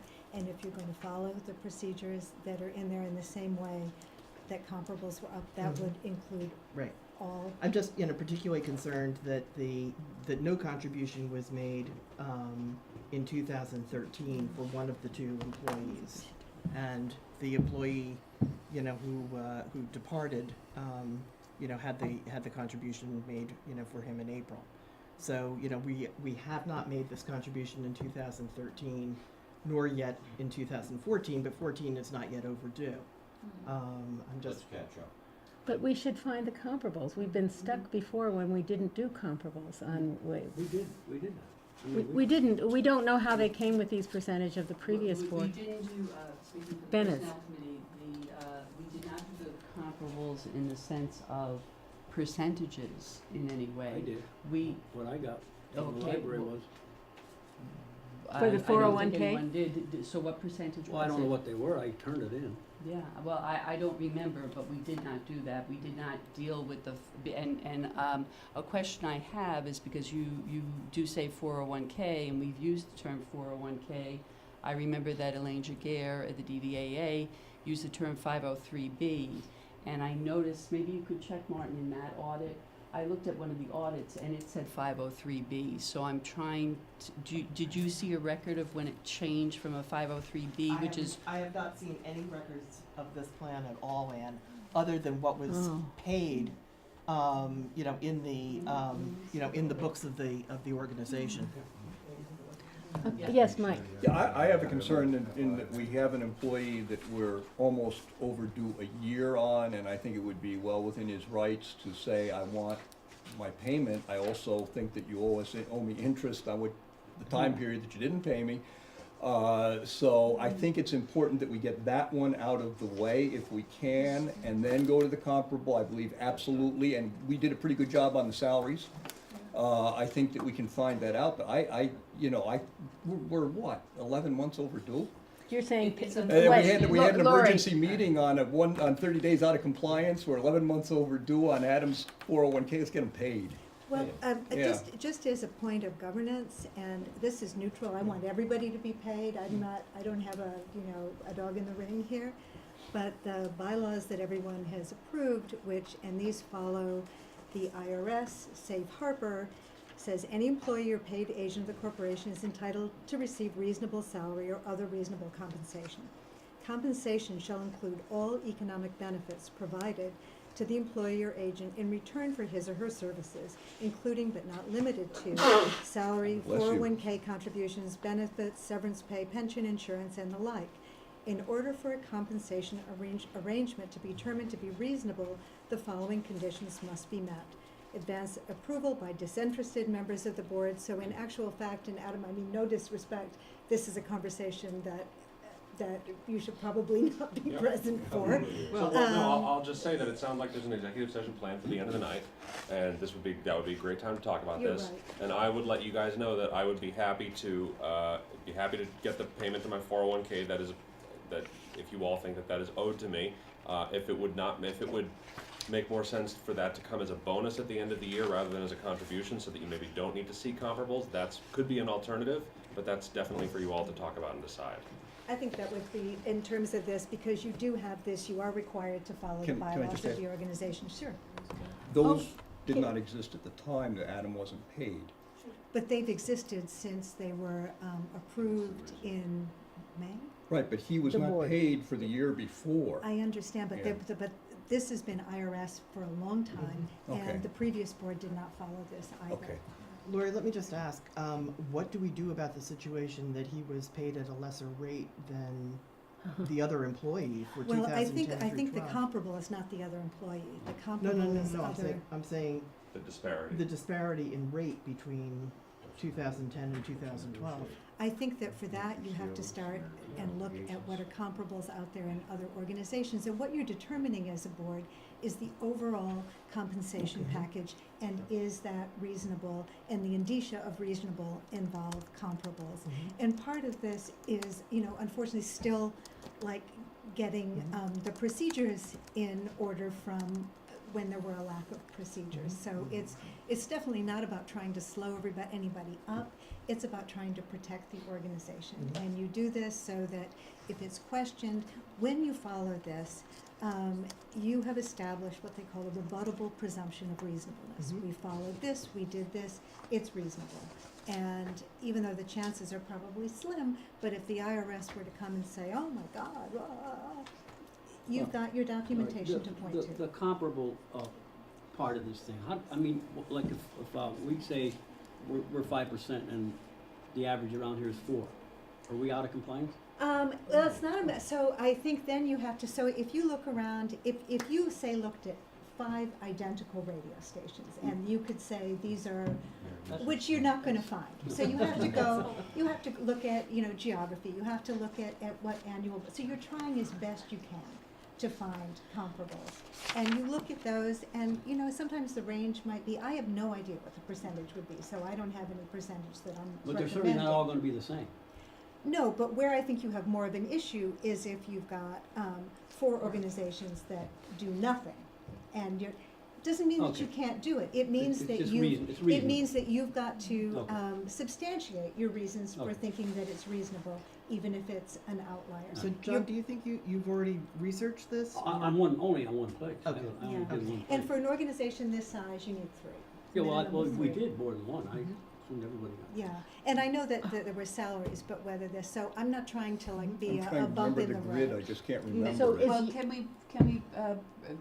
can I suggest that the personnel committee make this an item on its agenda at the next To do meeting the for us to comparables on look at? 401. And I will try to do some research, because looking at the audit, which is the audit for the last year, I was when I said 503B, it's a 403B, and that is what our audit says we have. So I really wanna explore that. Also, the way that Elaine explained it to me is that the 403B was for nonprofits. So I'd like to investigate, if we are doing a 401K, why that is. What's the difference? I don't know what it is, and I think we should. John. Just, I briefly took advantage of the 403B program, which essentially allowed me to make my own contribution pre-tax. So it came out of my paycheck, went to the fund before taxes were withheld into a retirement. And But it what- was entirely my own contribution. What years was that? If you want it to be, if you yeah. want it. Yeah. That's about 8 years. Well, let's see, about 5 years ago. 5 years ago, so that'd be 2009. Okay, I, you Yeah, know, about the 2009, 2010, that because group. our audit is still More saying that, but it might be one of the errors. I just, I think it's important that we get this Get it done. paid, Okay. Yeah. in this year. Mhm. Yeah. Okay, the other, issue in the treasurer's report, we have been trying to do this reallocation in the Vanguard account. The Vanguard account that we currently have is a mutual fund account. The investments that we authorized, are, 6 out of 7 of them are ETFs, not mutual funds. So we can't hold ETFs in our mutual fund account. So we have basically, 2 alternatives listed here and a third alternative. One is to open a brokerage account at Vanguard. This would allow us to hold any security, Vanguard or not. The other alternative is to purchase the mutual fund equivalents of the, for each of these funds, there's a mutual fund and an ETF that are essentially, the same investment objective. So we could do that. We would need to change the percentages slightly because the minimum purchase is $10,000, and according to the percentages that we approved, 2 of the funds would be investing $9,600. So we would need to kind of round it a little bit differently in order to meet this $10,000 minimum. The third alternative that Peter brought up in a phone call to me today is discontinuing our relationship with Vanguard and going with TIAA-CREF, which is an organization that seems to be able to handle nonprofits much more expeditiously than the Vanguard seems to. Vanguard has told me repeatedly that they don't really know nothing from nonprofits, and they can be a little bit frightening in terms of really not kind of validating that we are who we say we are when we talk to them on the phone. So I think that there are those 3 alternatives. My preference at this point is to further explore the TIAA-CREF alternative. I agree. Mitch? I have quite Okay, the it's the opposite reason I was experience, able to Vanguard retire. being lower in fees and more successful over the years. I've had friends that lost their shirts, the TIAA-CREF relative to Vanguard. So especially with regard to, and maybe Peter knows this because this is pretty common in educational institutions. But I think before we do that, we need to know something about fees as well. And Vanguard is more advantageous in that direction. Okay. I don't know the comparables on fees yet. Okay, before we make a decision, I would like to have those kinds of issues out. Well, a few words, as far as losing your shirt with TIAA, maybe everybody lost their shirts in 2005 or 2007 Well, rather. many people. So it didn't matter what fund you were in, but yeah, TIAA is, I have a working relationship with someone there in the Philly office. He's in wealth management, and I've spoken to him, and we're going to have a conference call with Not Matt Barb. McCormick, is it? Who? Matt McCormick? No, his name Okay. is Christopher O'Neill. And Good. he's very interested to hear of opinions I've heard from individual board members about social choice type of predispositions about our investments, and they have some real good ones. And after talking with Barb and myself, he will then set up a teleconference call with the finance committee if Barb wants to pursue further, and then from there we'll take it from there. Yeah, I mean, I think we can certainly get more information about what Yeah. TIAA-CREF offers. The Right. question is, do we want to do anything right now regarding Vanguard in terms of moving to those other funds? And we could do it one of 2 ways, either by opening a brokerage account or by buying mutual funds rather than ETFs, or we could do nothing until we find out more about TIAA-CREF. How about the latter? I would just add Could- one little yeah. point. Lipper, which is like the Moody's of rating mutual funds, just voted them the top mutual fund company in the country for the past year. So they've been around for a long, long time. Founded Well, by if- Carnegie. founded by Carnegie Insurance. If Peter and Barbara will continue to do a little work, we could hear more about this at December? Yeah. Okay, let's move on to the next thing, if we may, Along with fees. of those two things. Yes, Yeah. yeah. Do we need a motion on this? We don't need a motion, you're gonna keep working. Yeah, I'm just looking Thank for you guidance so much. on- Okay. Our finance Executive that's their committee, problems. tomorrow we have a meeting on the, Barbara, we have a meeting. Yeah, tomorrow on the night, we're budget. back here again. Is this But place here? it's fun to be together, yes. And Um, we'll bring for- food, what time is that? It's 6:30, for a presentation on the projected budget for next year. And we will not be voting on it tomorrow night, but we will be doing whatever amending we think is appropriate in order to be able to share it with the public between tomorrow night and our December meeting. At our December meeting, we need to Vote. approve a budget. Tomorrow night's meeting is public, so Yeah. theoretically It's been, public. it's been noticed. It's been noted. Okay, so we have no report from the executive committee, we're working hard, but nothing special. On the nominating governance committee, anything that you all have? Yes, just a short report. Short is good. And, yeah, short's very good, it's one page. I had, okay, so, take some that way, please. I'm just going to read this for the record. All right, so, we met on October 30th in the greenhouse at 6:30. The members present are Barbara Demers, Kevin Graff, Larry Grossberg, Ann Larson, Mitch Maroney, Sonia Hedlund. Committee began by electing Mitch Maroney chair.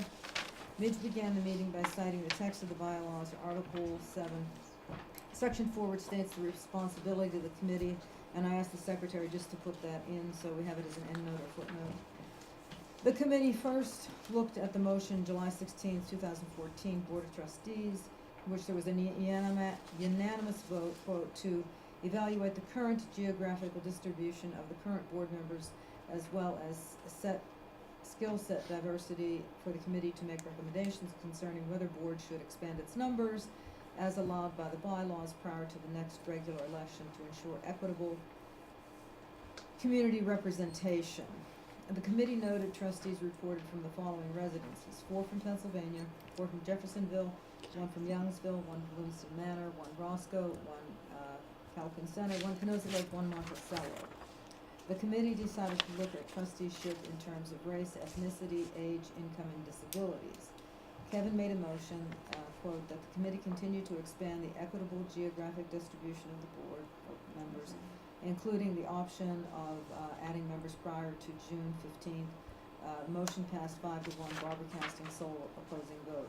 And I just want to say right here that I did this after getting some research about the liability issue that Lori mentioned in terms of mentioning names.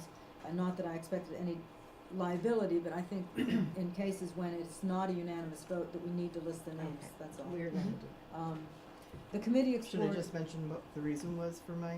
No, these are just the, I think it's in the minutes, but I mean, there's more information in the minutes, this is just the report. The committee explored ways to prepare potential candidates for the board membership. Committee recommends that the trustees complete self-assessment and committee will begin collecting such data. The committee's gathering of data regarding the average work week each trustee completes each week will be useful for the corporation's 990 tax filing. The committee noted that one trustee stated he didn't care what the bylaws say. Another trustee recently acknowledged that he had not read the bylaws. The majority of the committee felt that it might need the expertise of our legal counsel when members disagree or misunderstand corporation bylaws, as well as state and federal laws. The meeting adjourned at 8:05. We'll meet again December 4th at 6:30 at the Greenhouse in Jeffersonville. I did bring a short little survey to complete, and Barbara said she would share something else that we did last year, so we're going to try to gather information from you, so. Yeah, I had already distributed that to the committee, I hope you got it. Was it, I don't know that I did. Yeah, mean, I'll I look at- distributed it that night, you got it, right, Kevin? I don't think I did. I don't think I'll be happy to do it again, but I did it right that night at the meeting. Okay. You want us, Are you talking about the evaluation form? The one that, You emailed Yeah. it? Yeah. you, You am I distributed right? it at the meeting, you emailed it. I emailed I'm it, just- yeah, I'm just during the trying to meeting, clarify, yeah. I'll look for it. then, Midge, because is if what you you don't, just sent, Could you mind resending it? what you sent today, the form about time we spend, is something you want us to submit to you in mid-December? So this is Okay, we don't need to go into No, that it's right, just, right. it's just a form Hard to take copy, with you. okay. It's a hard copy. Okay, I was having trouble with things crashing, so it's just a hard copy, take one. and that's due when? You know, some, in a month, December, I mean, it okay. can be your first draft, it can be something that we're gonna just be, you know, I think there are enough copies here. Could you explain, the real, meanings for why we're doing this and what is the 990 tax filing all about? Why is this information required? Martin, on the 990, Yeah. that's the income tax return Yeah. for a nonprofit. And there's a form in there that asks for the trustees and key employees, who are they? What is the average number of hours that you work per week, and what's your compensation? So, you know, for Adam, it would have, you know, his name, it would have his salary, it would have 40 hours a week or whatever it's supposed to be. For trustees, there's no compensation, but you would, you know, plug in a average number of hours per week. And I had mentioned a while back that I was gonna be asking each trustee at the end of the year to just give me, you know, whatever you thought the average, you know, your average hours per week on being a JFF trustee is, so that we can fill that in on the 990. So Okay. you're not talking about specific, dates and that you, No, just- work yeah, it out just- here, you you're know, just saying that we should just work up some kind of average Based about upon how whatever many your hours calendar you says. work. Barbara, also, is Matt, there a in second- the is there a next one- second form that you sent? Is there another form that you sent? No, I said at the end of the year there would be, I would give you a letter saying, you know, fill in here with your signature and your average Right, number but I of didn't get hours. any form from you. No, right? I'll give that to you in December. Okay. Okay, wait, we have Pat and then we have Martin Ann. asked me a question. I I'd like thought to he- respond Well, to I it. didn't ask you, I just asked. Oh, well, I would also want to say that I think, and Barb, correct me, or Laurie, if I'm not right, I think we use this data also in grant applications. You know, the number of hours that, you know, trustees work, you know, you're not getting paid your hours. I think we use it for, Ken may know as well. Okay, Pat and then Barbara. The other important thing is personally, so that on your income tax, when you file your income tax, you are able to declare contributions that you've made to not-for-profit organizations. And if you itemize your deductions, you're able to itemize the time that you spend. Laurie's saying There's no. a value to that. I don't think, No, you can't. unless I'm mistaken, I don't think that you can deduct services. You can deduct transportation Travel. to all the You can meetings. do, if you're traveling to and from a Travel. meeting, you Right, can right. do the IRS. I think it's You need to have 56 some record cents a that- mile. But you have to went have to a the record meeting. of what you've But you done. can't say, I volunteered 40 hours Right. a week I will and $10 an value hour. my If time If as you this. personally Believe me, I want to wish. take that deduction, then you should keep track of your hours. Yeah, and so, but this But is I'm all just gonna into the make an same thing, estimate. right? I'm Just just gonna saying. make an estimate. Okay, can we I'm have not gonna one put more down question on actual this and then hours. we're moving to something else? Ann? I just wanted to differentiate because Barbara was describing the 990 information, and I think there's a lot of variability in relation to what's reported on that 990 for directors on that form. I mean, I've looked at a lot of 990s that don't have any information in it. But what we discussed at the meeting, and correct me if I'm wrong, Mitch, is this is part of the evaluation process. So. The evaluation of trustees? Correct. Correct. The Nominating and Governance Committee, according to our bylaws, has the task of evaluating, and can you give the language? That's what I cited, but I'll be happy to give you the Yeah. language. For what purpose are the trustees It's being part, evaluated? okay. I would anticipate Yeah, for the it's- betterment of the board. While she is searching for Alright, that, here we go. here is something, while she's looking for that. Reports have to be sent to people sooner. Sooner. We had thought we'd have Friday. Friday doesn't work. We cannot, for any of us, we cannot expect each Agendas, other. too. An agenda will be better. We will do the agenda better. We will do all the reports better. In fact, I'm almost saying if you can't get it to us, we really can't discuss it. I mean, almost thinking that, because you can't give people a whole lot of stuff to read here at the meeting. So for next time, I will send you a reminder Monday. The meeting is of the following 2 Wednesdays before. We really have to have something in much sooner than that. And we don't need to read it.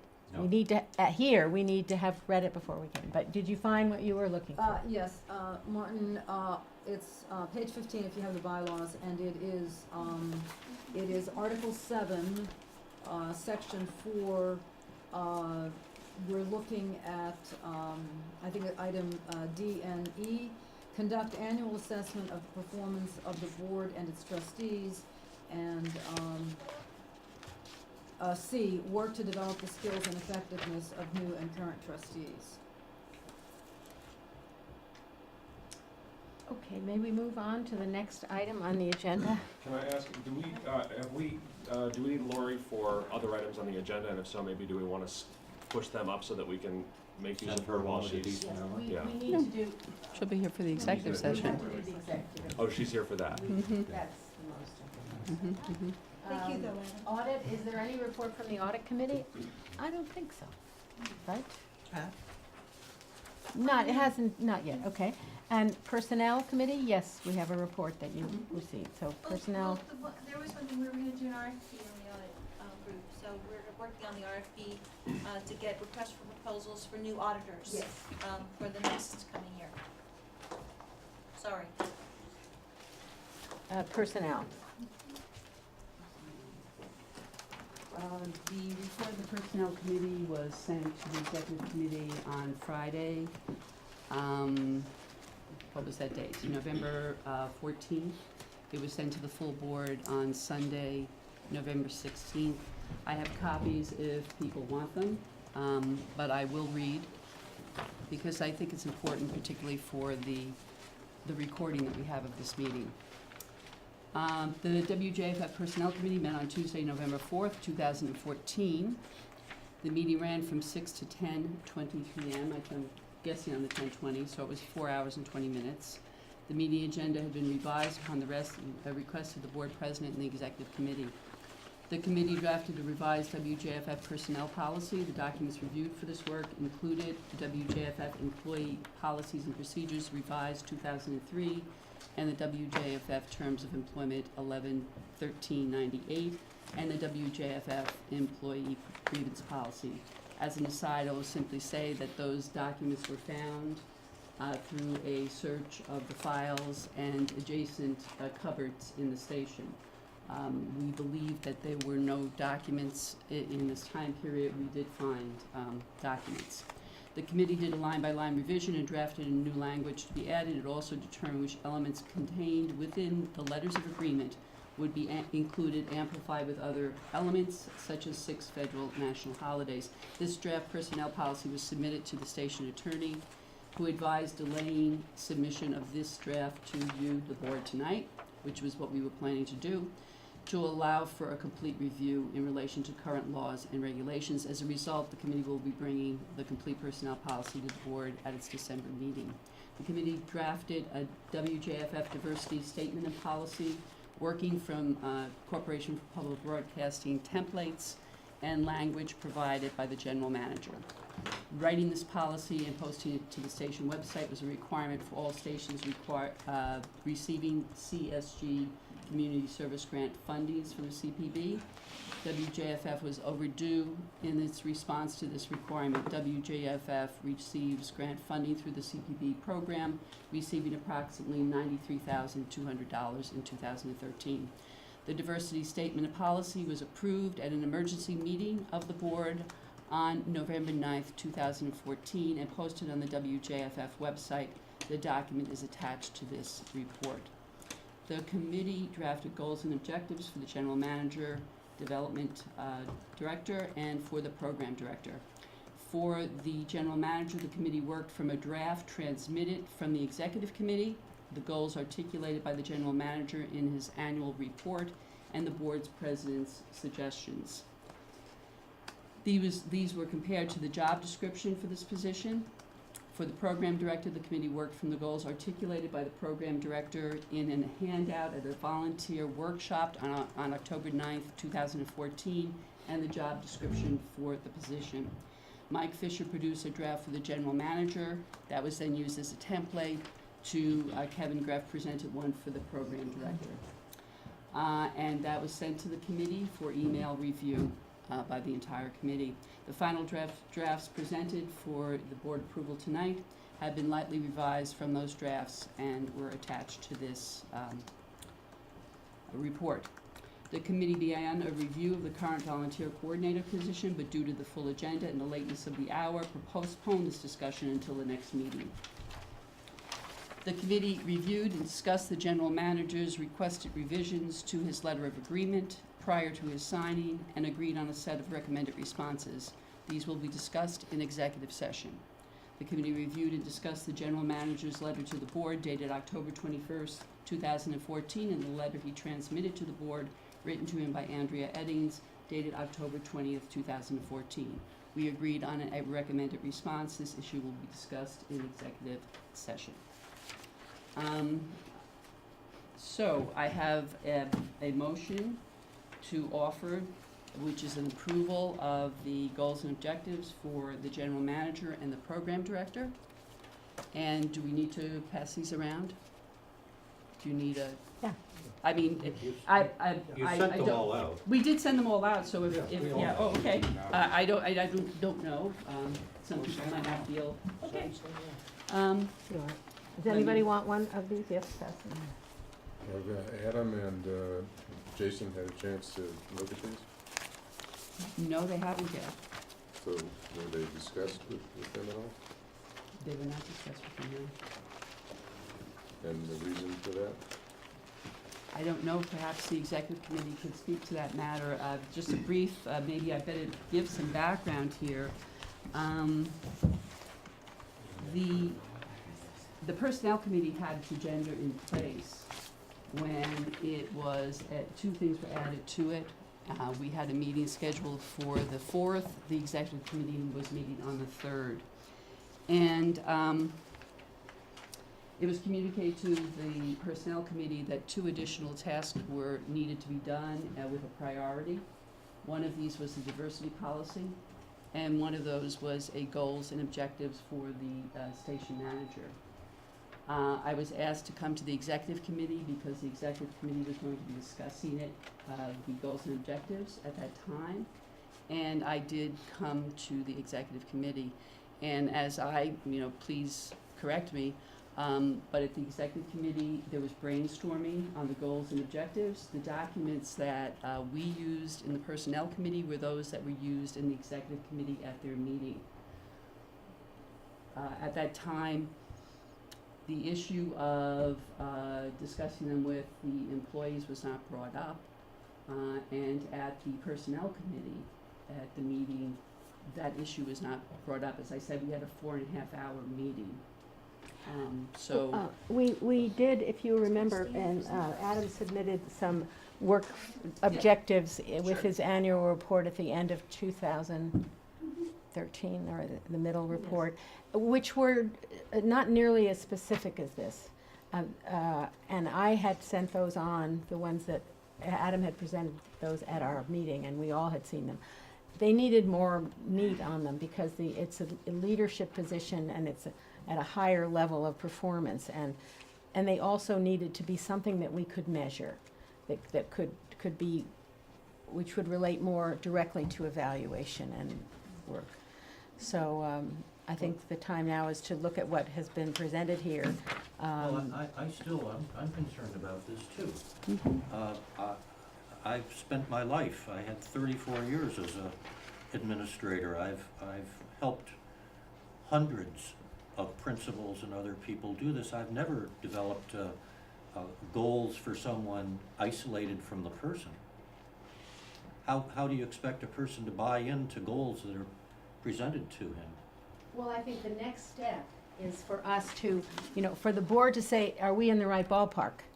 This is a recommendation. Yeah, this is a recommendation. This is, Can you repeat that last sentence? this is, That last sentence you just said, can you repeat? are we in the right ballpark?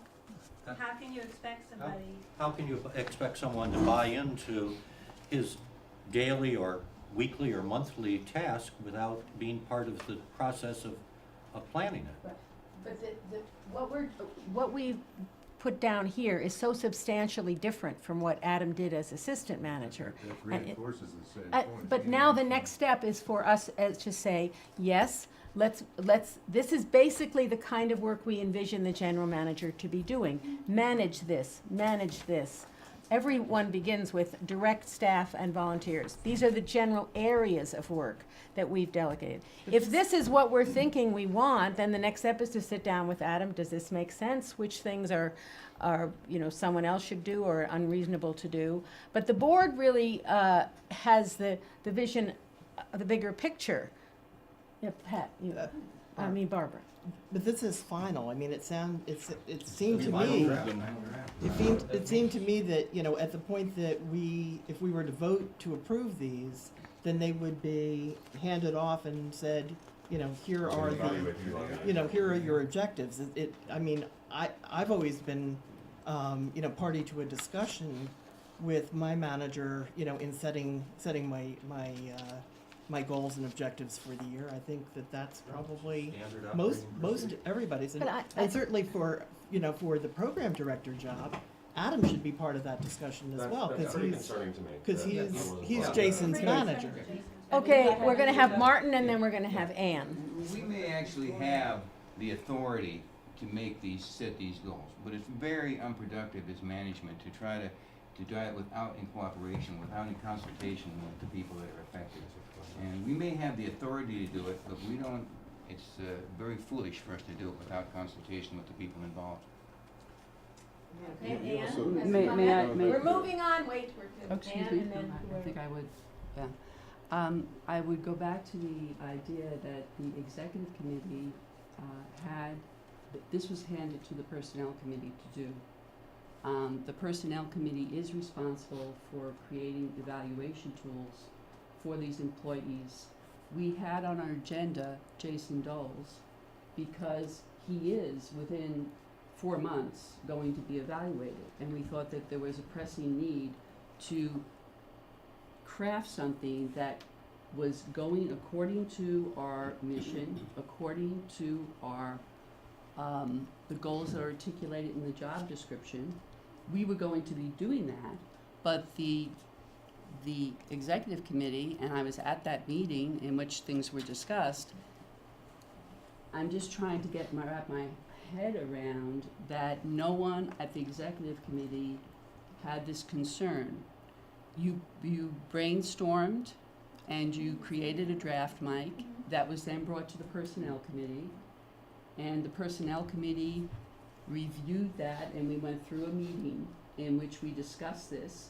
At the executive committee, I explained that we had a very full agenda and that we had the goals and objectives for Jason on our agenda. There was no discussion at that time of the issues that are being raised right now. So the executive committee discussed it, and the But that's personnel why committee. we're talking about it here today.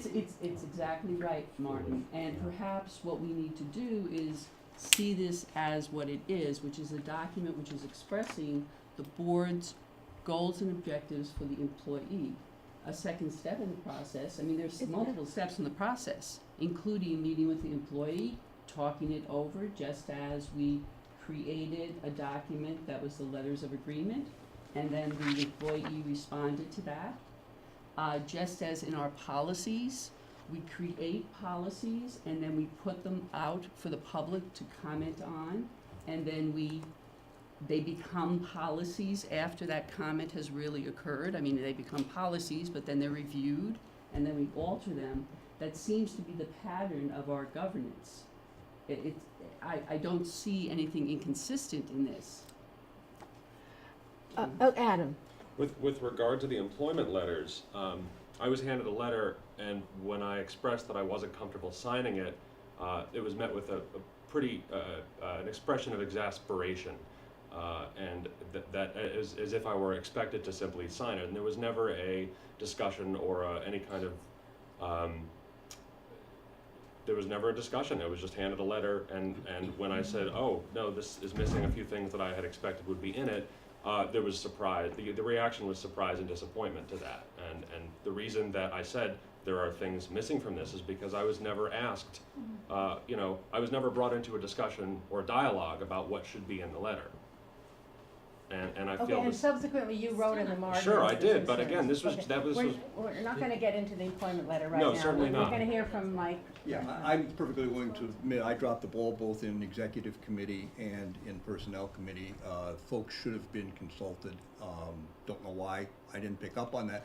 Also, I think it's important to say that I rescinded my vote by email to Ann on Jason's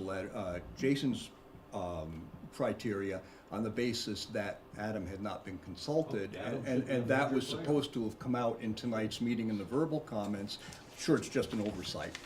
But I think that if we take what Ann just said and said, these are suggestions, let's now vet them with the people involved and come back and work up on the final ones and get them approved, I have no problem with that. But I'm absolutely, that's mea culpa on mine, and, I do think we need that sensitivity. Okay, Pat?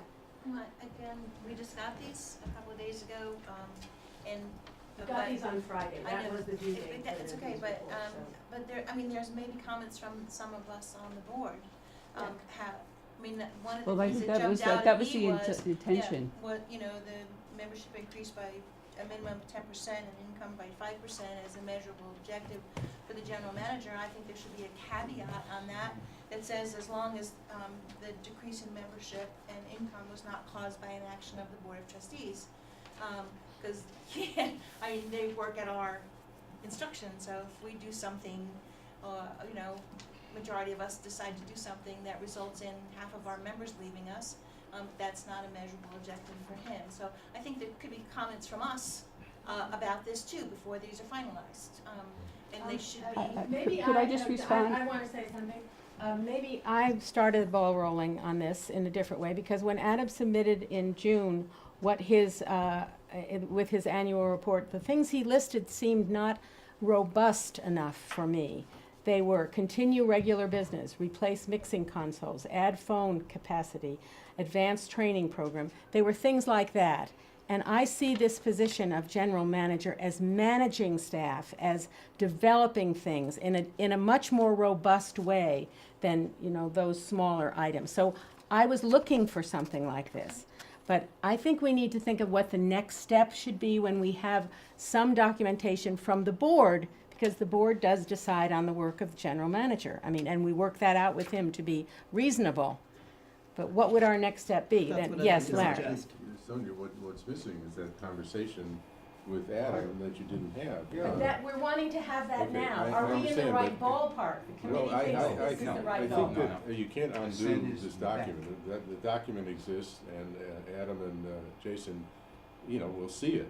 But it seems to me, if you're gonna benefit, as I think we should, from the insight of the people who are gonna be affected by these rules, you ought to start from scratch. And first of all, ask them, how they think they should be evaluated.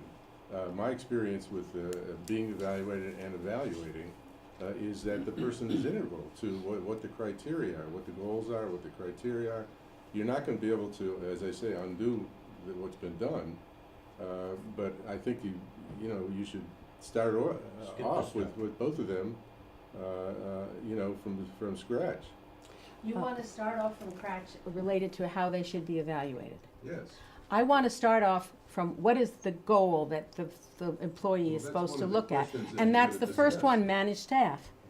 I Manage understand it. what's here, and I'm saying you can't undo As it. a person the chair of the personnel committee, I brought documents, I supplied them in a timely fashion to the board for their review. Has the board reviewed these documents in the time since I've sent them? Yes. Yes. Okay. Can we have a discussion which would include the entire board, which was the intention of this? These are being brought for your review, comment, and approval. That is the step that we're at. So it makes sense to me that we move forward with documents that were created by the executive committee of the board, by the personnel committee of the board, and have been presented to the board for their review and comment as the first step in this process. We're asking for Comments. Okay. Yeah. So Barbara is Can we next. start with the program director? Okay, we have Barbara and then I would suggest that a member of the personnel committee, if Kevin and Mike were the drafters, you know, maybe they're the appropriate people to do it. But that they should meet with, in the general manager's case with Adam, and in the program director's case with both Adam and Jason, and get their input, whether it's on this draft or, you know, I would say on this draft. And I think that, you know, we the members of the board who are now seeing this, can put in our comments, to, you know, to the personnel committee as well. Okay. And then That's one hopefully there can suggestion, be that personnel committee meet draft. with Adam. Peter, did you have anything on this, or no? All right, I have Anne? I have a question. How much time is sufficient to supply documents to the board so that we can have a discussion? If the due date that the board has given us for submitting these documents is not sufficient to have a discussion after review, I'm unclear what would be. And Well, what we I should think- do is extend the date if there's a problem, you know, it's not. No, but we had it's not agreed, first if I'm not candidates. mistaken, we would please to send out our reports by Friday before the meeting. Okay, This that's- one met this, and so can we stick it, what is the next step? Ken? I think what we're, at least my concern is the process, not the product, the process. I think that's Larry's concern. I think that's the Okay. concern that's And being what's voiced wrong with the here. process? We hasn't looked. You we- s- You're you not skipped a step. consulting with the No, people. The the goal- next step is the employee. Okay. No. Could I just You say? want me to explain the process? Could I? The no. process is the Board of Trustees establishes broad general goals. And then, in consultation with the people who have to fulfill those goals, Mhm. a small committee or one or two people look at those broad general goals and say, how can we turn those into measurable annual goals for the upcoming year? So what's wrong with the first goal on this? Don't you like that one? I'm not even looking at it. I'm Okay. This is a concerned very about- broad general goal. I'm concerned about the process. I think we have a personnel, okay. We have a personnel committee. That didn't consult the people in That- the process of doing The it. process, Excuse me. it's not May I finished. speak as the chair of the personnel committee? The personnel committee used documents that were created by the personnel. The The job- Say again? that was sufficient for the members of the executive committee to move forward on this process. I would suggest that there is a second step of the process, and you can determine the second step of the process. But the personnel committee did the task as it was given it by the executive committee. And we appreciate your work. Well, but- I'm glad, it's good to be appreciated, but the work is in front of you. It's been in front of you for A few days. since the mandatory time to get the reports in to you. And you have reviewed it. I am unclear And now we're why. discussing it. Well, no, we're not discussing it, we're discussing the We're not? process. We're discussing the process rather than the product, and the product is in front of you. And has been done by how many, The product is in five front of you. five Better finish. I was not- people I was not at that committee meeting. at the executive committee meeting? Right. Weren't you were on on that? the You committee. were You electronically. were I was not electronically there. able to hear, a Well- lot of that meeting. I think Mike said really so. yelled everything. And there was, well, it was breaking up. Mhm. So I was not able to participate in that meeting, I and there want to was have no some tape other of that people meeting. participate. The next would be John and then Tessa. I participated fully in both those meetings of the executive committee and the personnel committee, and upon reflection following those meetings, came to see that this process, to me, was a flawed one, in that on the general managers, I do believe this was we did skip the step that we should have brought Adam into the discussion of how we're going to succeed in accomplishing the goals we have for this radio station, and for the program director and operations manager clearly to come up with goals and objectives without the input from the general manager. I think it raises, it seems just an obviously flawed process to me. I wonder, as Mike suggested, like why, it didn't slap us in the face at the time, or slapped me in the face, and I regret that it didn't. I've come to question even this concept, if it's a goals handed down from above, this hierarchical, top-down kind of process for evaluating our staff, if that's really going to give them what they need to succeed, and which is what we ultimately want from this process. Late to the game, I also find this, the process we undertook, I think, was a flawed one, and would like the chance to do it differently. Okay, Taz, up next. Well, no, I was gonna suggest that at this point, since this has happened, that I agree that it should have been done differently. We need to see exactly what the general manager says needs to be done, and then move from that direction as opposed to us directing the general manager as to what we perceive, in as much as he's in the trenches, he's there managing. I think there's room for both, And- for input and for then- both directions. yeah. That's right. We need a next step. We have work So- done so so- far. This document comes from what, Executives Committee, Personnel Committee. It also comes from reading the job description, because in the job description, the sections are with the board, with the program committee, and you do so-and-so. We need someone to come up with what is the next step, because we're not gonna just throw all this out and Mike start says, absolutely from zero. That doesn't make any sense.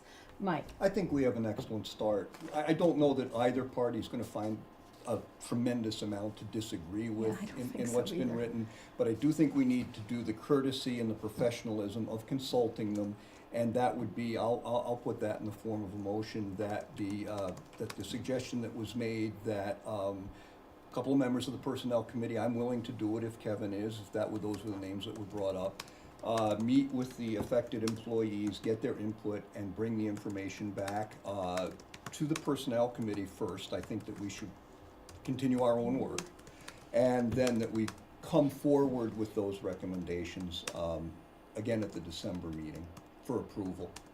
Okay, I that's a think this motion was- that two, let's just clarify, a Yeah. motion that two personnel committee members meet with the staff to discuss these drafted Yeah. documents. Would And you re- accept an amendment to that? Hear the which amendment. is to have an early personnel committee meeting in which the members of the staff can come to the meeting so that all members of the committee can discuss it. If you would prefer that we do it as a Personnel Committee, I have no problem with Yeah, that other maybe than that's good. individuals. Is that okay with the? I'd suggest Mhm. that you change the word "can come" to something like to Are be invited. invited, yeah. Yeah, okay. Mm-hmm. We okay? Okay, the Yeah. motion is that the general manager, that the personnel committee invites the general manager and program director to meet with them to, what's the verb? To Review the review suggested goals Thank you. and present to the personnel committee for transmission to the board at the next meeting. Second. Okay, seconded. Okay, that's what we got. Ann, you got your book out. Are you trying to set a date? I am. Okay. Okay, and before you leave tonight, the personnel committee will have a date for that meeting. And as far as individual board members who have input on these, You can we will go. send that- All these send meetings that are as well open to and- the personnel committee. That would be the Absolutely. norm. What do you know? I have one more request. It's 8:51 and I need a break. Yes, let's have a 5 break. minutes. We didn't vote on this. Oh, we haven't voted on it. Yes. Oh, okay, I'm sorry. You're Yeah. calling the question. We have a motion that was made by Somebody second it, John please. Gordon, seconded by Barbara. Okay. John seconded it. John seconded, Barbara made the motion. No, Mike made Any the motion. discussion? All in favor? Aye. Any opposed? One opposed? You opposed it? No. No, all in favor. We don't have just to. Take 5 minutes. He's had a long day and it was. I'm asking for just a few moments because having what just happened occur really makes me wonder if there's something that we're missing in communication. The Personnel Committee did work based on instructions from the Executive Committee, and we did a lot of hard work, and then we brought it to the board. In the process of that, when I sent out the report to the Personnel Committee. The Personnel Committee responded and said, it's a go, that's what we discussed, etc. I always send out the personnel report to the committee to bring up any issues.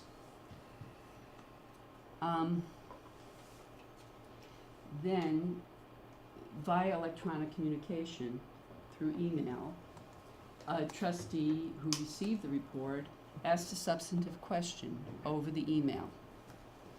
And a member of the Personnel Committee, and that was Barbara, and Barbara asked the question, I'm not a member of the. No, you're not. No, a trustee who was not a member of the Personnel Committee emailed the group, the board, and asked whether or not the staff had been involved.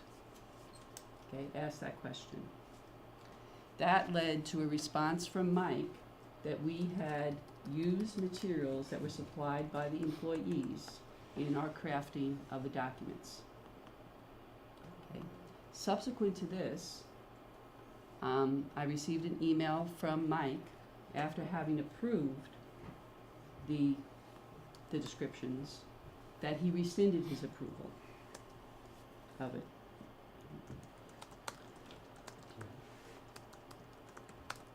It disturbs me to have a committee meeting in which decisions are made and recommendations are crafted to bring to the full board that then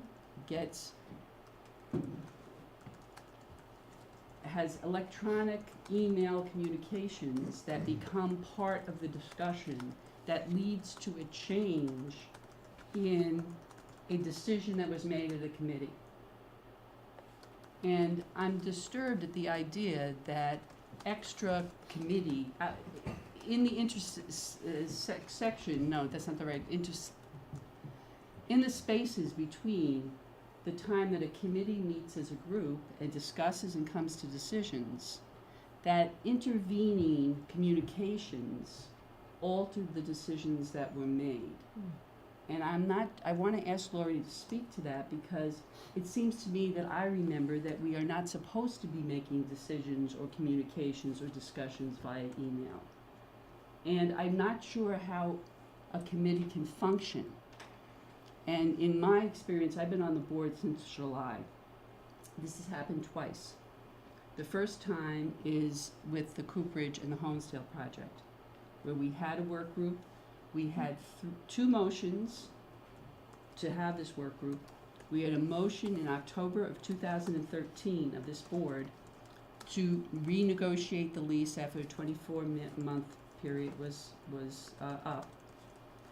And yet somehow those motions, I'm bringing that up because we did a lot of work on that work group. We did a lot of research. We came up with facts. We were working. And yet, then something occurred that wasn't in a committee, wasn't in a committee meeting, wasn't in a board meeting. It was in communications that were going on outside the committee structure. And I'm just not sure how we can stop wasting time and effort and sort of monkey wrenching the process of we're working towards a goal, and then suddenly a whole lot of, in the language, noise starts interfering, and then suddenly we're not working on the goal. So I don't know, I'm speaking too much, but do people get the idea that I'm sort of saying, if we work in a committee structure, then decisions should be made at committees, not in email communications that go between individual board members. I think that's destructive to us. And you can't actually make decisions that way through email. I mean, the only time email can be used for decision-making of a committee is if it's unanimous. I mean, people are people, and they sometimes change their minds, and there's no rule against that. As an outside observer, what I will say, and that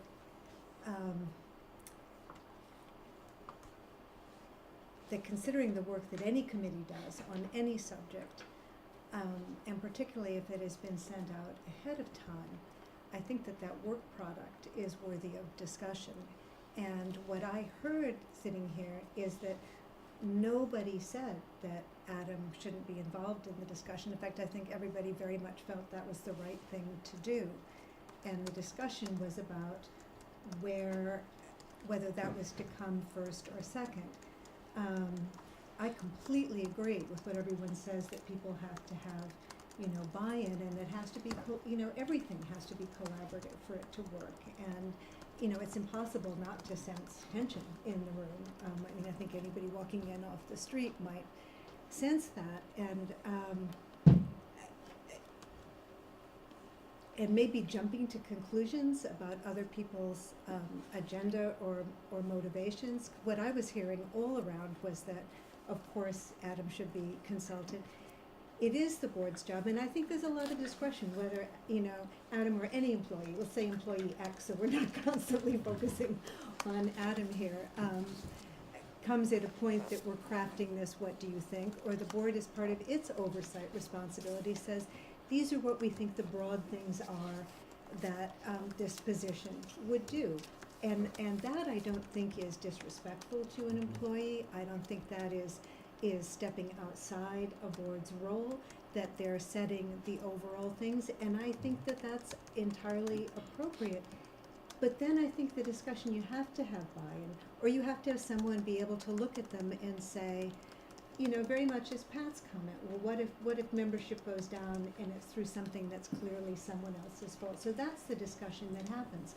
But I think to have a framework to look at that the board creates from the beginning is not disrespectful of an employee, is not saying the person's out of the loop, is not saying we're just, dumping a bunch of demands on someone's head, but that it's our job to first try to come up with a framework. And that the whole thing, particularly in an organization this size, that in very large organizations, the board exists up here, and it's, strategy for the future, and it's big fundraising, and who knows a billionaire that we can have lunch with and get some more money. And in a small organization, the board is a more hands-on board, and they also wear, 2-3 hats probably here. There are some board members that are trustees, or officers, and or volunteers. And I think that can get confusing for people and can cause some real communication things. But I think that just from, observing, and I think both on, is that people, and this is not a lawyerly thing, this is more of an observer thing, if people can assume that the people who have done the work have done it with the best intentions for the good of the station and follow along with that, it doesn't mean that things can't be changed in discussion. It doesn't mean that a step that maybe someone thought should be A can't be B. But I'm also, I was going to bring copies of all the bylaws to everyone, because I know I say that every time I come is that I hope you've all got them with you. I do hope that everyone has read them. It's absolutely your legal duty to have read them and to understand them and to follow them. And the bylaws that we all worked very hard to create, I just want to say also, in a way, by way of explanation, that the bylaws are the governance roadmap for the board. So there are a lot of things that are not in the bylaws. Employee roles are not in the bylaws, except where they're referenced as being, in concert. The board is able to, has the authority to delegate a lot. As it says in here, the board can delegate to the general manager. The board can delegate to communities. But if someone is looking for, well, where in the bylaws does it say, what I do, it's not going to be in here, because this authorizes the board to take various actions. And the only way that I think these bylaws are different, and it's not even significantly different than many that I've worked on, bylaws that are recommended by Lawyers Alliance of New York, is that at the time they were done, the board was authorized to make such delegations, but chose not to do it in the bylaws so that they could do it on a case-by-case basis. Otherwise, everything about, who hires employees to this, these are classic bylaws. And then I think it's a matter of figuring out how people collaborate with one another, what you feel can be delegated, so that your meetings don't have to be 4 and 5 hours long. And then when work is delegated, to try to hear it out, and then put in constructive things. But I'm just gonna pass these around for people. This is really helpful. The Attorney General's website is so good. And, you know, some people have served on a lot of boards, some people have not. And so I'm passing this out as a helpful tool, which is about the role of directors' responsibilities for nonprofit corporations. And I will say, while they do say in there that generally boards of directors manage and are not involved in day-to-day operations, and I think as a general rule, that's a very good thing. When you've got 3 employees and a board that are also officers and volunteers, it's not gonna be as much that model. You're gonna have more of a mixed model. So I don't know if that's helpful or not, but there we are. I think my question was more on a practical level. You know, how do you avoid what just happened, and what is it with electronic communication? I really, should we not be communicating electronically about issues? I think that after a group has made a decision, and anybody can change their mind, and of course, anybody is free to email someone, but the decision has been made at the committee level, and I think that probably the point would be, you know, better made, it can be expressed, of course, but at a meeting then to say, I know I voted on this, as you said, and to say, but since that time, it doesn't take away the vote of the board, but you're bringing it back to the board for discussion, and I think at that point, I think to the extent possible, it's good to, you know, make a decision you're comfortable. We all change our minds with more thought. I think one possible solution might be to put a $100 charge on hitting the reply all button.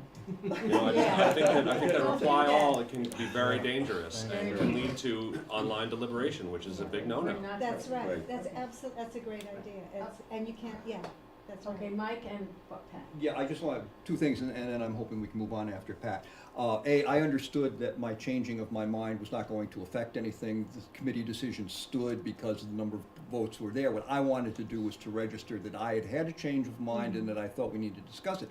Secondly, I don't think what happened here tonight was bad. I think what happened here tonight was very good. What happened was what we talk about a lot. There was collaboration. What happened was that something bothered us, and we worked it out, and I think reasonably equitably. You know, there were no threats. I think that what happened here tonight was really very good and not necessarily a bad model for resolving some of the disputes that we may have in the future, because we're going to continue to have them. That's the nature of this sort of thing. Okay. And Pat. I agree. And the only other thing that I think we could take away from this is that sometimes when we're doing things that have a long shelf life and have a level of importance for our board and the future of the station, perhaps before the committee puts together their final thoughts, they might reach out to the other members of the Board of Trustees. There are a few of us here who are intelligent, who may have another idea to add to the committee's discussion. But when a job is done completely without consulting anyone else, then when you come, you have to expect that maybe there will be another opinion from one of us. But if you do have that expertise, you could attend the meeting when those deliberations are going on. I think I'd like to move on if I may. Facilities, Martin, you're on. Okay, I'd like to say first of all that my ideas have been shot down by this committee. How much work I've done. Well, we did it in committee. But you keep coming back for more. Okay, the Facilities and Operations Committee report. We agreed that the most urgent issue facing the station is the tower situation. Finding a clear solution with defined costs should be our first priority. The county has said we have to be off our current tower by June. Here's what Lori had to say about our lease with the county. I know she's here. I reviewed the memorandum of understanding between Greater Catskill and the county, with particular attention to the provisions relating to termination or removal from JFF's equipment on the tower.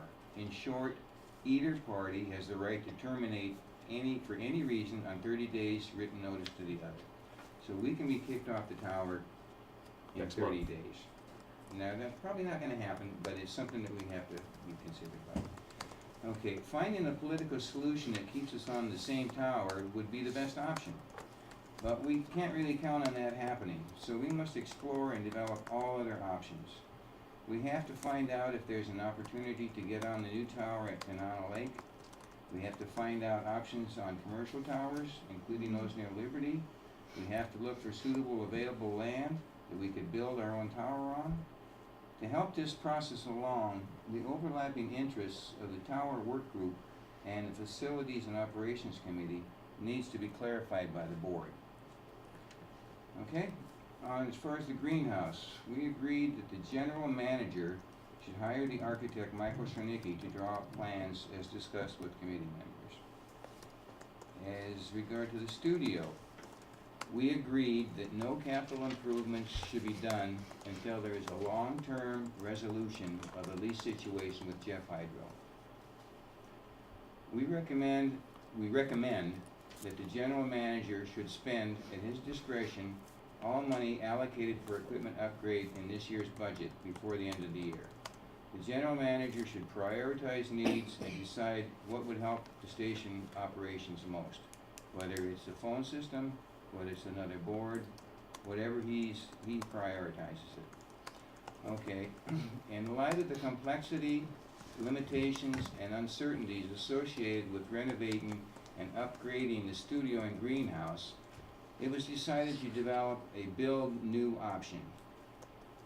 Design goals and ideas as well as possible locations will be explored at our next meeting. As far as operations, we recommend that an engineer, preferably Earl, if available, be hired to fix the ENCO system and to do maintenance on broadcast equipment. The problems with ENCO seem to be occupying a lot of staff time, and the maintenance should improve our broadcast signal. So, that's it. A couple other things Adam's already moving on those. The Earl doing the maintenance, the equipment being purchased that is necessary. There is one thing that maybe I wish you would put on the top of the burner for the committee, is to get everything necessary for us to change our tax status with the village. Pat has already met with Fulton and the village. We know what's happening, and the next step. The next step is Michael Chinicki's plan, the architect. So that's where we recommended Draw that, the drawing to submit to the David Bodenstein, who will then convene another meeting, and then we will have to send out certified letters to all the property owners with the village zoning board, to join property owners within 500 feet, I think, notifying them of this potential zoning change, and then they'll call a public meeting, and people in the neighborhood will have the right to have their say, and then the board will make the decision. So we're waiting on Chinicki. He came, he looked. He's already given us another quote, and I want to know who is the lead person to do this. If we don't do this by March, we do not get the tax benefit for another whole year, which is. So is it the facility committees that does the steps, or is it Adam? We recommended that the general manager hire the architect. But then the other stuff, who does the other stuff? What other stuff? Well, then presents that to Bodenstein. Oh, well, that's easy. I mean, once we get the plan from Chinicki and the revised drawing from Fulton, we'll hand deliver it to Bodenstein. The delay last time was that the village zone doesn't meet every month. And so it took them 2.5 months to schedule a meeting. Okay, so are you saying then that Adam, Martin, this will go then to the general manager to carry this through on the tax status? Is that it? No, that's not what we're saying at all. Just the. We're saying that, as you know, the facilities committee cannot spend money. So we're recommending that the general manager hire the architect to carry out the next step of the facilities committee's mission. Yes. And then he gives those reports plans to. To me, Okay. to me, and I take them to Bodenstein Okay, then with George Fulton's plan. Ken Klein is on the hook too. He knows what we're doing, the lawyer. So it's a matter of the village Okay, scheduling so meeting. just to clarify, Adam will do that, and then it will move forward. Anything else on facilities? A question for Yes. Martin. Should we be getting multiple bids from architects? Well, in this case, I think that we, his price seems very reasonable. In the future, if we have, it seems like a small job to me. In the future, I think we definitely should be getting competitive bids from any professional we hire, including lawyers.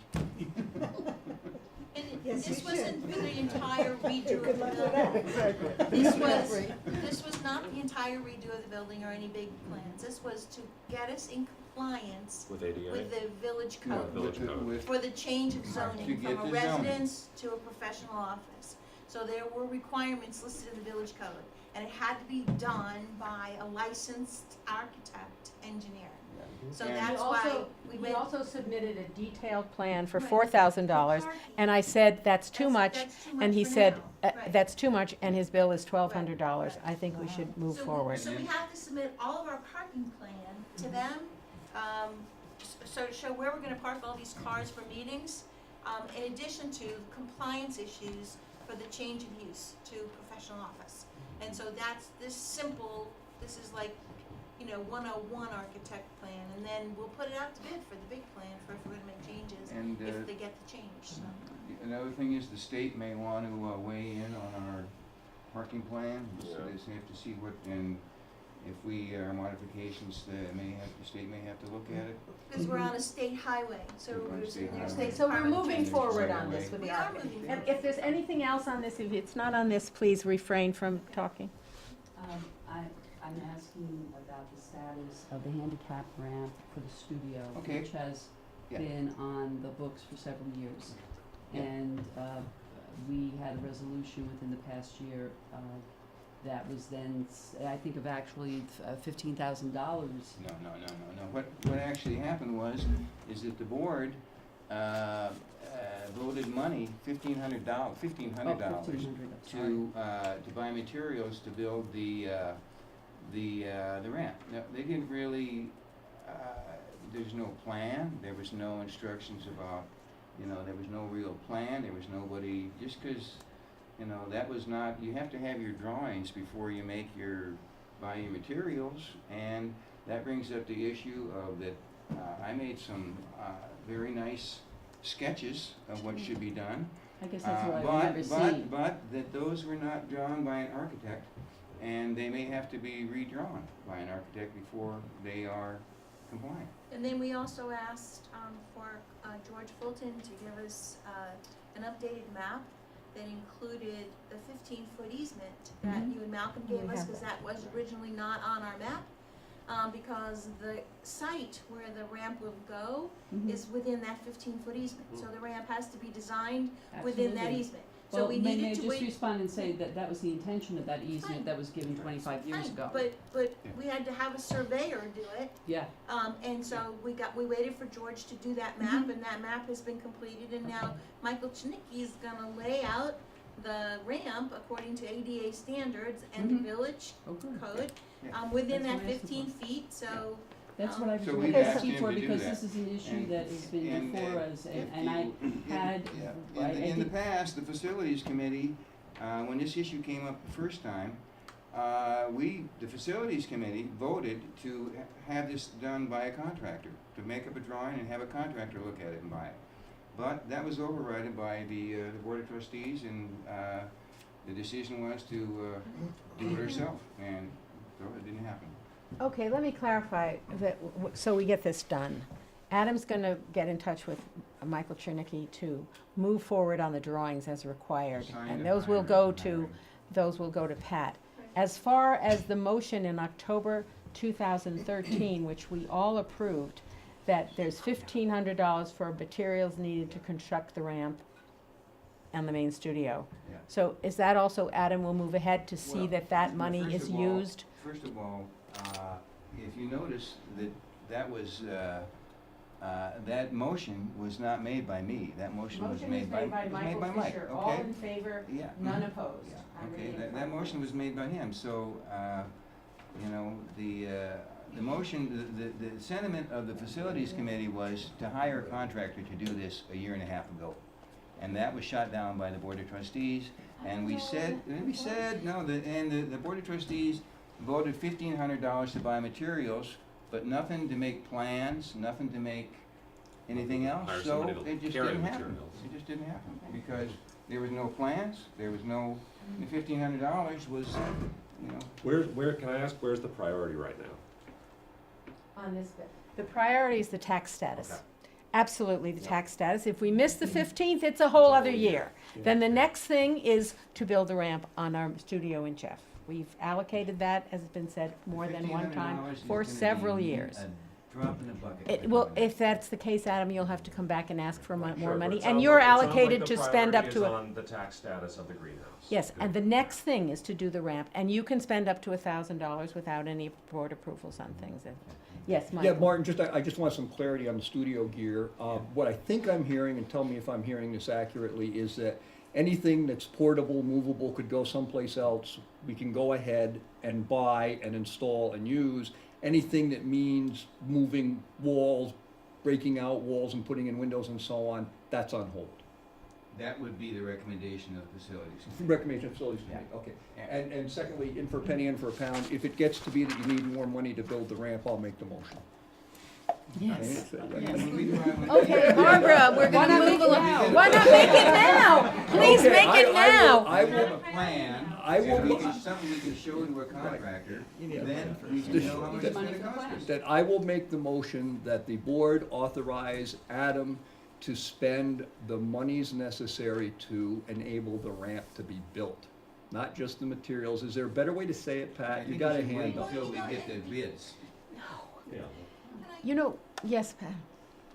Don't get frustrated with me, Sonia. No, I'm not. You know what I'm frustrated with? We can have a small decision about a ramp made months ago, and I never see the ramp. Well, you know, but when. And I can't, it is frustrating. But I think that's the problem. Yeah. Because I know we've talked about this several times before, and I'm too sensitive about it because I was involved in a ramp on a public building that wasn't built according to specifications, it had to be rebuilt. And it wasn't using the correct equipment, and you can't use pressure-treated lumber for the handrail, and you know, there's all sorts of rules and regulations on these things, and we just can't have the facilities committee get $1,500 and go to the lumber company and get some wood and throw the ramp on the front of the building. It's liability issue. It's a liability issue. If somebody that's handicapped falls going into our building on a ragtag, cob-jobbed ramp, we're gonna get sued. May I amend, may I offer an amendment? Yes, amend the motion. That Adam engage, we got an architect, right? We have an All right, that Adam engage the same architect to properly design and specify a ramp. That's what we were talking. That's exactly That's what in we told you. his proposal. Is that enough? His Yes. proposal, we included that in his proposal. That is in the proposal. That's in the, so then we don't need to do it, it's in the proposal. It's in the proposal. We don't need to do what you said. Oh, There okay. is, yeah. There God is a bless you. proposal, it's Yeah. part of his thing there that he's. Didn't know that. Sonia? Can I ask one? Okay, Sorry, Barbara I is next. apologize. I have a question. I'm not really clear on the easement question. Can we fit a parking space, or do we know yet, or we need the architect to tell us? Can you fit a parking space in the ramp within the 15 feet? I don't think so. The parking space will go on the On the green. blacktopped Yeah. area. It's not on. That's on Larson Brown land, so we'll need to talk to Larson and Brown about that. Because you need a dedicated parking space, next to the entrance to the handicap accessible ramp, part of the whole process. So And maybe we so- could be doing that in parallel as well. yeah, so, and that was one of the reasons why we had the surveyor draw this on a map, so then the architect could design it so that we could get the compliance rules and do it. I know it takes forever, but it's. I need to interrupt. We need to look at how we want to spend our time remaining, okay? May I amend the motion that, We have a may I offer an amendment to Mike's motion, which is to authorize $10,000 for the construction of a handicapped accessible ramp for the studio building of WJFF, a federally funded facility. That would be fun. The only thing is, I accept the amendment, but I think we said we didn't need because the specification is already in motion. I think we can certainly authorize the 10 grand. The motion now is 1,500 for equipment. It doesn't say the building worker who's gonna put it We're up. talking about the motion that. No, they already have something in motion to get this ramp designed properly. Okay. What we need to do is fund it, and I think Ann's motion is fine. May I ask for a point of clarification? My understanding is that what you were discussing, Martin, was a ramp to the greenhouse. No, Both- there's two ramps. There's two Okay. ramps. Mhm. And the one that we asked Michael in his scope of work statement that he sent to us, Mm-hmm. he says right here, a handicap ramp drawing for the main studio building. Okay. And that includes So it's on the there. parking space. Right. So, when you contract with So Michael. Mike's gonna do a few things. Right. Yes. That's the The only part. priority yeah. is the tax status. Yeah. Right. Yes, but Right. the design that So- he'll give you will be Will at be one time. for everything, Right. right. Yeah. He'll get- Right. The So- question is, the $1,500, which we have allocated Well, that's last the material. October, I'd say- that's seems like materials. the That's materials, not for the that's workers to labor, do it. drawing, It's gonna be more than Just, It's gonna be, did you accept my amendment? it's now 11.5. Yeah, 10,000, the motion is Yeah. on the floor amended to authorize $10,000 for the. Where's the money gonna come from? I, Where are we gonna get 10 grand? Is that in the budget Fundraise this under? week. Yeah. No, We'll do another fundraiser. Is, I mean, is that a good question to ask? It Yeah. is, Yeah. I'm just scared to death that, we're gonna lose a wheelchair down the embankment or something. Oh, my God. I just, that's bothered me for a long, long time. And it also seems to me that the mission of the station is so publicly driven that we can't make it difficult for a certain segment of the public. That's, I've said that a repeated number of times. I think this is something that we all want to do, we should do it. I don't wanna say don't worry about the money, of course you worry about the money, but I think this is something that's really, really And we have important. money that we put away for Yeah. rainy days, Yes. and this is a day if that doesn't it, go so in I, until I'll amend my amendment, if you will accept it, Mike, I accept. to say from available funds or funds in reserve funds in banking accounts, such as banking accounts for this purpose. I'd take some investments out if we had to. I mean, Yeah. this is something, We I should don't do think we this, can it's let crazy. go. Okay, the motion is on the floor, and that was made by second? Mike and changed by Ann. And a second of the motion? Midge seconds it. Any more discussion? Yeah, I think that that we should not be allocating money until we know how much it's gonna cost. And we should get the drawings from the architect, and we should, send them out to a couple of contractors and see what their things is before we go allocating $10,000 on something we don't even know what it's gonna Okay, look any like. more discussion on this? We're moving to the vote, people. Adam, what do you have to The say? facilities committee did just recommend that we not participate in any capital improvements to the building, and what we're talking about is a capital improvement to the building. I just work here, but I just wanna bring that You're saying this is a up. capital improvement. Mike is pointing out the many safety issues that concern him. Yeah, Shall we have a vote on this without any more discussion, or are you dying to talk more about this? I take Martin's point, but I don't think that it's dangerous to have a pocket of money set aside. I doubt it's gonna come in at that. I hope it doesn't come in close to that. But I think it's good to have the money put aside, that's all. Well, I would say, The I'm issue- not worried about the money being allocated when it comes time to do it, so I don't What see any point happens in if we allocating do it this now. is that we come back every month with the same thing, and a decision made takes months for it to come to fruition. May we have a vote on this? Well, I have to ask the question. Yes. Adam just raised the issue of whether these are the capital improvements that were discussed earlier with respect to the, Jeff Barbara's. Studio. Yeah. and- Is the ramp a capital improvement? Yes, it is.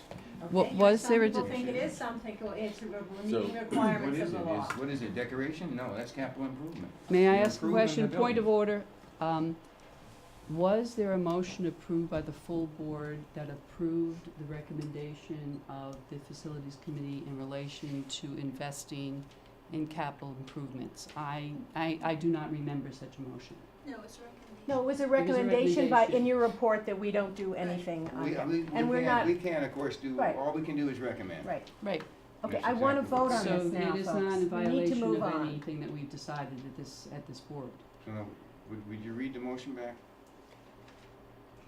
Go for it. In a motion, this is a motion. This is a I'm motioning This is only a test. Okay, motion to enable Adam, to authorize Adam to spend up to $10,000 from available reserve funds for construction of a ramp into the primary studio building. Period. I would Okay. just say it was from available or reserve funds. Available or reserve, okay. Okay, a second of that, that's the motion, it's been made by somebody, and No, second- well, made by Mike, amended by and Ann. seconded by Ann. And we've had discussion, Amended by Ann, seconded by me. and seconded by Mitch, okay. And the issue of having, the property to do it on is part of this? I think that's what an architect would do. Would- Yeah, it'd be Yeah, part of that's the what the survey and the architect would do. architect. We But have I a mean, survey of it that. being your land.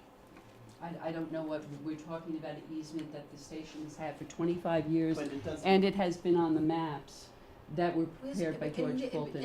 And at this point, you know, you're probably on a conflict of interest Oh. situation because we're talking about you. So, Okay. so do we know that the ramp will fit within the 15-foot right-of-way That's the easement that question we I have, asked before. you know, from Larson and Brown? We think so. That's, Janet, you will answer But that. that's the architect's drawing. Do we think that there's going to be ample space for the parking lot that has to go with that? It'll be on property that's owned by Larson and Brown. Does that mean that we need to go back to Larson and Brown to clarify that? The parking isn't at the ramp to this main studio, the parking is behind the greenhouse. You have to have handicap No. parking. When you do a handicap ramp, you need to have a designated handicap space for them, where they can get out of their handicap parking car. So that puts us in a position where the committee, facilities committee, or our attorney, will have to take this plan when it's done and speak with the property owners to determine if we can have an agreement for the continued use of not only that easement, but the designated parking space. So while I love the motion and want to move forward with this, I think we are moving forward with this. It's slower than you want, but I don't think there's anybody that's saying we're not gonna have it, but it has to be done. It's not as easy as people want it to be. It's not, and I can see your exasperation in this, but We have to move off this. well then let's move off of it. Well, so are we voting on to do this? We have a motion on the It's on a board. vote, so put it and- up for vote. Okay. If you vote for this motion, it means that Adam will work with the architect to get a plan that fits into all the parameters of space for the handicap car and the land upon which it's owned. You just I would changed say the that he's motion. gonna do that without this motion, without this motion. No, that's already on the books. All this motion does is authorize $10,000 to build build this it. ramp if indeed the architect comes back with a viable plan. All It right. doesn't approve the plan. Doesn't approve the plan, it just says that if Just the putting architect aside comes back, we've put money aside to do it so that we don't have to go back and do it. And That's- then Adam will see that it's Yeah. put up. Right, that's No, all it that doesn't I'm have to trying come do. back and ask. So we Okay. don't have to put those words in this motion. Okay. To go back to. All right, all in favor, we're not having any more More discussion. More discussion. Wait, do you have to, Yes, I do. As a member of the committee, I've put in a lot of time on that committee and a lot of discussion and thought about that. And Martin's quite correct. You're getting the cart before the horse here. You get the plan from the architect, so we have the process moving, as Pat just indicated. That's all we need to do for now. Then we can put the plans out for bid. Then we can find out what the range of money to allocate is. We don't do the other thing first and say, throw 10K at him and see what happens. See if a ramp will blow up overnight. That's not the well, way, that that's is not the one way way of building looking at it. projects get Since done. we've had this Yeah. on the books for a long time, maybe others remember it. We're having a vote now. All in favor of this motion that John read, please raise your hands. Okay, I didn't hear what. All in favor? God. All in favor? All in favor of the motion to allocate the money to go ahead with this? I think you better write down the names because it's not passing.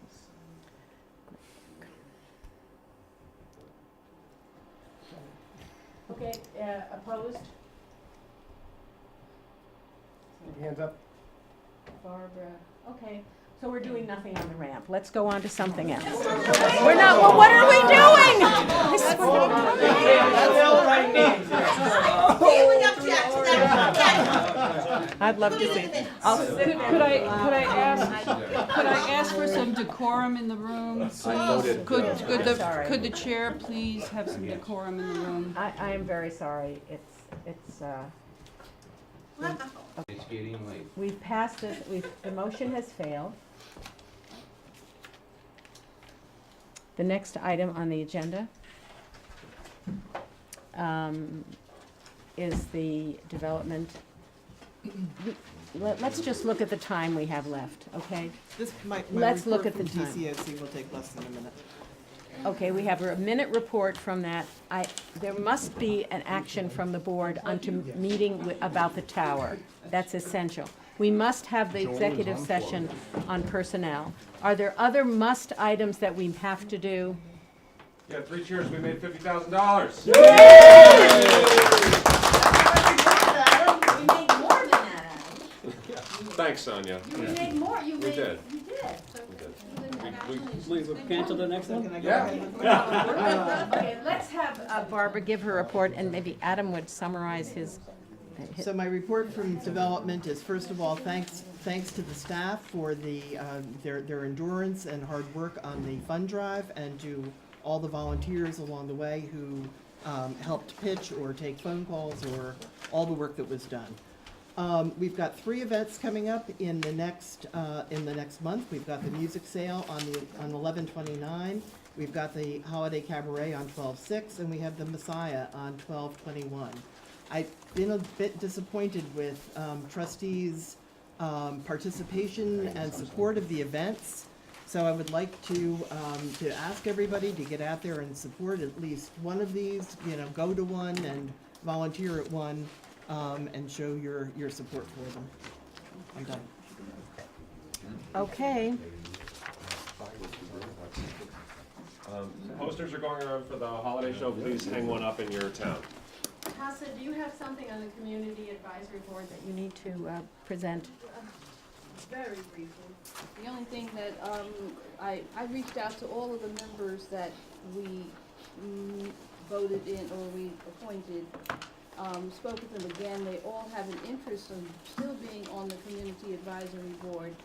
I also, except for one, I also reached out to the former members, Judy Heinlein in particular, and Sheila Dugan, and said, please also reach out to them and let them know that how important their role is with the CAB. And we put together some talking points to encourage them to come to the meeting. We put together the talking points on their participation between now and the next meeting, the events, the 25th anniversary, which happened, the pledge drive, which, happened, and we talked about how critical it was that they participate in that. I asked Judy and Sheila and Larry, who are the veteran members, to do the same. And there are 2 other individuals whose name I submitted to the CAB. Those individuals said, these people show an interest, reach out to them, let them know what would be expected of them, invite them to a meeting, and if they're still interested, then we would take it through the process of appointing them. Do you have a date for your next? The next meeting is January 5th, and it is going to be in Liberty. I'm also the CAB liaison, and I'd like to also make a brief statement. What was the date on the next meeting? January 5. 5th. In Liberty. Liberty. The CAB co-chair, Sheila Dugan, told me that there are only 6 members currently on the CAB. The 8 people that have been appointed and have not been to one meeting are not considered members yet. Right. I'm sure. I think they are. I'm sorry, you keep going. Okay, I'm sure that they're all good people, and I hope they begin to attend meetings, but in the meantime, if they're counted as members, there cannot be a quorum. Therefore, there cannot be a meeting. Therefore, we have no functioning CAB. It's catch-22. It's a problem we are creating for the CAB. I thought we were trying to help them. The CAB thinks that they have to vote on their own members. Like They once cannot have a quorum if there's 8 people that are not at the meeting. Right, but they think they have to, I don't know what the answer is, but. The board appoints the CAB. So the CAB Okay, thinks that they have but to you appoint know, their own members. when people are elected to office, they're called senator-elect until they actually go to the Senate and are accepted by the other members in the Senate. So by that, if you follow that logic, that these people are appointed by us, but they have never been to a CAB meeting. So how can you call them members? Well, we have the legal counsel here, and I told her, I said, don't leave because we're gonna need you on this. If we appoint someone to the CAB and they don't show up, which is what's been happening, are they still appointed to the CAB until we unappoint them? Or is there another mechanism? Or don't we know? Let me see if there's a we don't have here removal. They should be, if someone is not coming, I think that they should be contacted and asked if they are, and continued unattendance, they should be removed, because. But how are you gonna remove them if you don't have? Well, bear in The mind. board Or appoints, so we the board appoint. has the power. Could I just, because I brought up the quorum issue at the last meeting, and upon reflection, I understood that was an inappropriate question, because just as we as board members, we are voted in at one meeting, but we are not officially members until the next meeting when we approve our minutes. So it would be the same for the CAB, so that at the time that they had their meeting, they had a quorum of the group. But after we've had our meeting, in which we approved the minutes, which was our last meeting, there's nothing that I know of that would require any other action. We've appointed them. If they do not appear at the next meeting, then the CAB can report that. I'm not aware of any other rule. So are you saying that they haven't taken office, they were appointed, but they've Exactly. never So come? we were talking about an addition of But there's county. only Okay, been- that's a difference. Yeah, Yeah. bear in mind, they've only had that one meeting, Absolutely. and Yeah. there's So another I hope meeting. that they show up. Well, this is the point of Yeah. my reaching out to them and asking the veteran members to also reach out to them, because they all expressed an interest in the station, in the CAB, but it's important that they take part, so, Well, yeah, if you're gonna count them as members of the committee, the CAB, you can't do that until they've at least been to one meeting. Okay, Adam I has the want floor. to stress the importance of this issue, because the Corporation for Public Broadcasting requires that recipients of the CSG have a functioning CAB which meets regularly. That's the wording that they use. And I don't know when the last time the CAB met with a quorum, but like Ann said, it sounds like the last meeting maybe there was a quorum, but now there's enough people on that CAB that if that were to happen again, that wouldn't be a quorum meeting. We would be out of compliance if we had a CAB that didn't meet regularly. So this needs to get addressed and solved. Priority. Can we amend that previous motion to approve those and add at this, 2 2 months months later? later. Yeah, you can do that. Pending your participation. participation in, or something, It's swearing in at the next meeting or something? Yeah, but no swearing, no I mean, swearing. Could we wait until, to see how this The develops? 5th. Instead of creating, I'm sorry. I was just gonna say, often you've got some kind of a provision that if someone misses X number of consecutive meetings, then they are, removed as a member of an entity. Given the importance of a quorum for the CAB, maybe that's something that we should See, the have. first thing is, if the CAB doesn't have a quorum, they can't have a meeting, so Right. that they can't vote anybody off. Well, they don't. No, they We don't. do. They don't. We We do. The board does. They don't. Or it's a standing rule that if you have X number of, unexcused absences, or, however it's. But I think that's an important distinction, if I can just, if CAB is under the impression that they bring people on the board and take people off the board, my understanding is they do not. That is the function of us. Okay. So that if they're under that impression, I don't think they are. Okay. They made a mistake. okay. I think what we should do is, in the back of the bylaws, and I haven't, read them recently enough, what we have in the bylaws are an excerpt from the CPB requirements. So I think it would be good to look at those again, and I can't recall offhand if they have anything about quorum and voting or whatever, but before you all decide yourselves, I think a look at what the actual statute says is a good idea. Real quick, John? If, Ann, what you said about when I don't when I didn't come to a board meeting, I wasn't on the board yet, right? So wouldn't that six people be able to function as a CAB?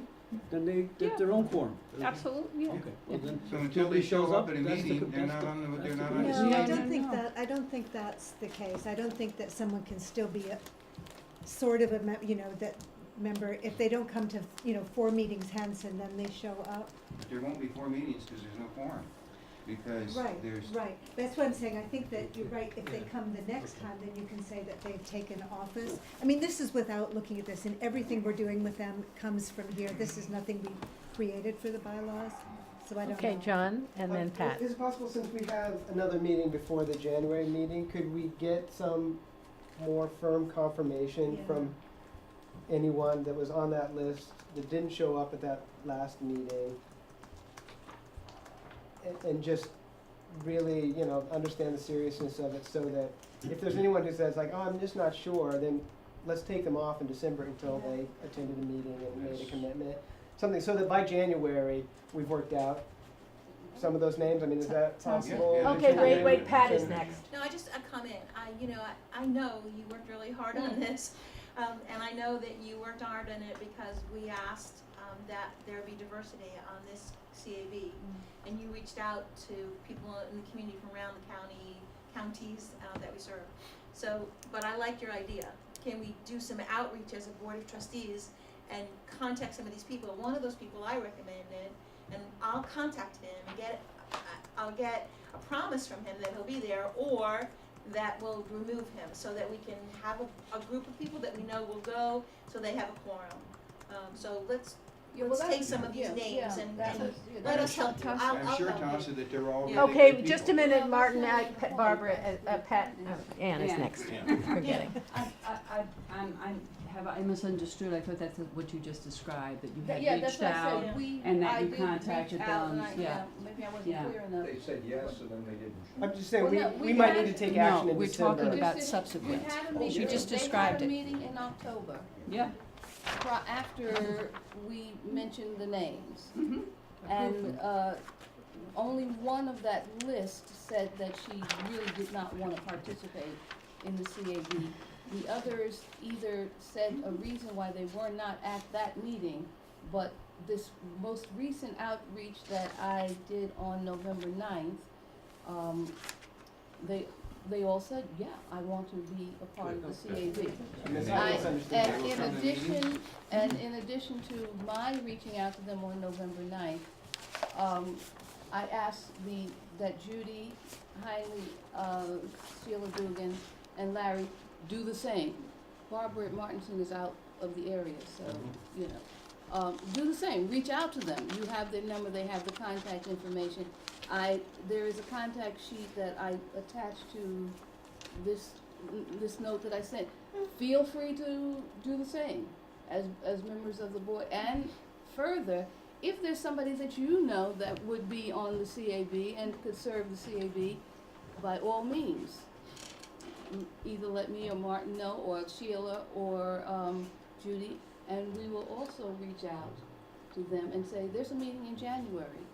Come to the meeting, and if this is what you wanna do, Then we might stay, recommend hang it. on, stay in touch. Okay, And can we will move do on the from next this one now? All right. It's 10 minutes of 10. We need to have some sense of the meeting about where we want to go. We have the executive session on individual employee matters to do, and we want to hear a bit from the general manager, and I absolutely must have your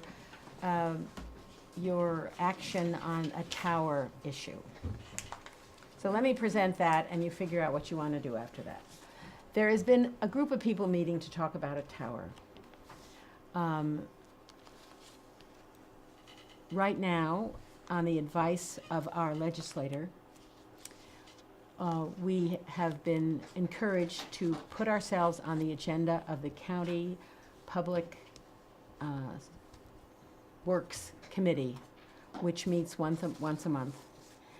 It is made up of legislators, and the gentleman that we met, Mr. Matinkovich, reports to that committee. Richard Matinkovich. My suggestion is that we make a presentation It is on I think the 11th The of 11th. of December at 9:15 in the morning, to the county that we would want very much to continue on the tower, paying additional costs to make that possible as required.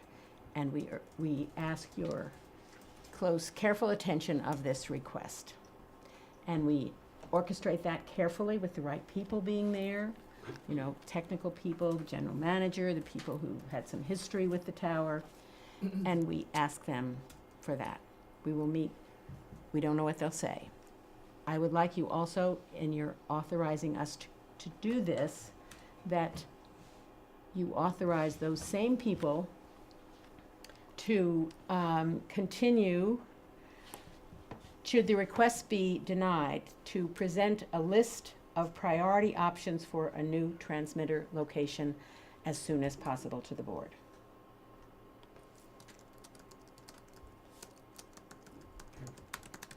So the meeting was authorize the tower fact-finding group and other people who are experts to meet with the Sullivan County officials and request that the WJFF transmitter continue to be located on the county tower with any additional expenses, you know, being, we would pay paid for. Should the request be denied, those group present a list of priority options for new transmitter locations as soon as possible to the board. That's sort of what I'm thinking. Any comments, Pat? Just one. Can we, your group, provide all of us with some talking points? Because there are, a lot of us have connections with sitting legislators, that if we're all saying the same thing, reasons why selling it, and we have an opportunity to talk to different legislators, that we Yes. could be doing this Absolutely. in advance of the meeting in December. So Absolutely. if you gave us some bullet points, things that even Yeah. those of us that aren't very smart, myself, Yeah. could memorize. Right. We, And so that we're all saying the same thing. yes. John? Can I ask who's on this group? Okay, the people who have, this, we And- had and- some months and ago. I'd like to get some opinion on whether this is indeed a fact-finding group. We had formed a group of people to talk with Matinkovich. It was me, Pat Pomeroy, Earl, and Adam. We had one meeting And with. Martin. No, he and didn't. Mike. No, this was. No, this was the motion made, and it's on this list. Can you show me it? Yes, I will. Okay. Those people were to talk with the county about the lease. July 2014. Okay, July 2014. We did that. One meeting he was there, and the next meeting Matinkovich wasn't there. And the members of that group were Mike, Pat, No, Martin, Adam, and Earl. Right, no. yes. It's The in the first- I'm reading the motion. Oh, Could you read the July to- motion? I Could you think read the the first motion? meeting that we went to was just Adam and Sonia and I. A motion was made by Ken Hilton to create a committee Oh, okay. of trustees Okay. with Adam Weinreich and WJFF's engineer to Okay. meet with representatives of Sullivan County to talk about issues related to the tower and to report back to the board. Okay. To talk about issues related to the tower and report back to the board. So we mhm. did All talk. in favor, none opposed, motion carried. Mike Fisher, Patricia Pomeroy, Martin Springhetti, Adam Weinreich, and Earl Neitzel will serve on the committee. Of that committee, some of the people met with the county. We reported back as much as we could, which was basically, he didn't show one time. We shared with, I think we shared with you the one piece of paper that Martinevich subsequently gave us, a paragraph from the consultant about issues related to the strength of the tower. I asked those same people to think about this some more, because, Just, and that's the problem. you asked.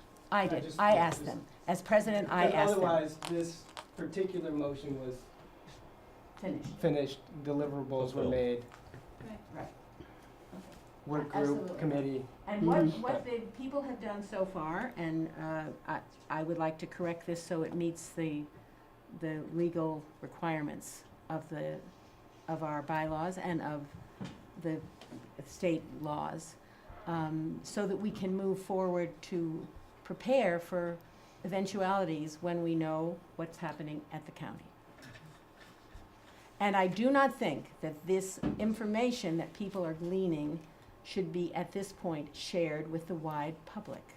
What properties there are, how much they're worth, what's the tax number. We're not ready to do that.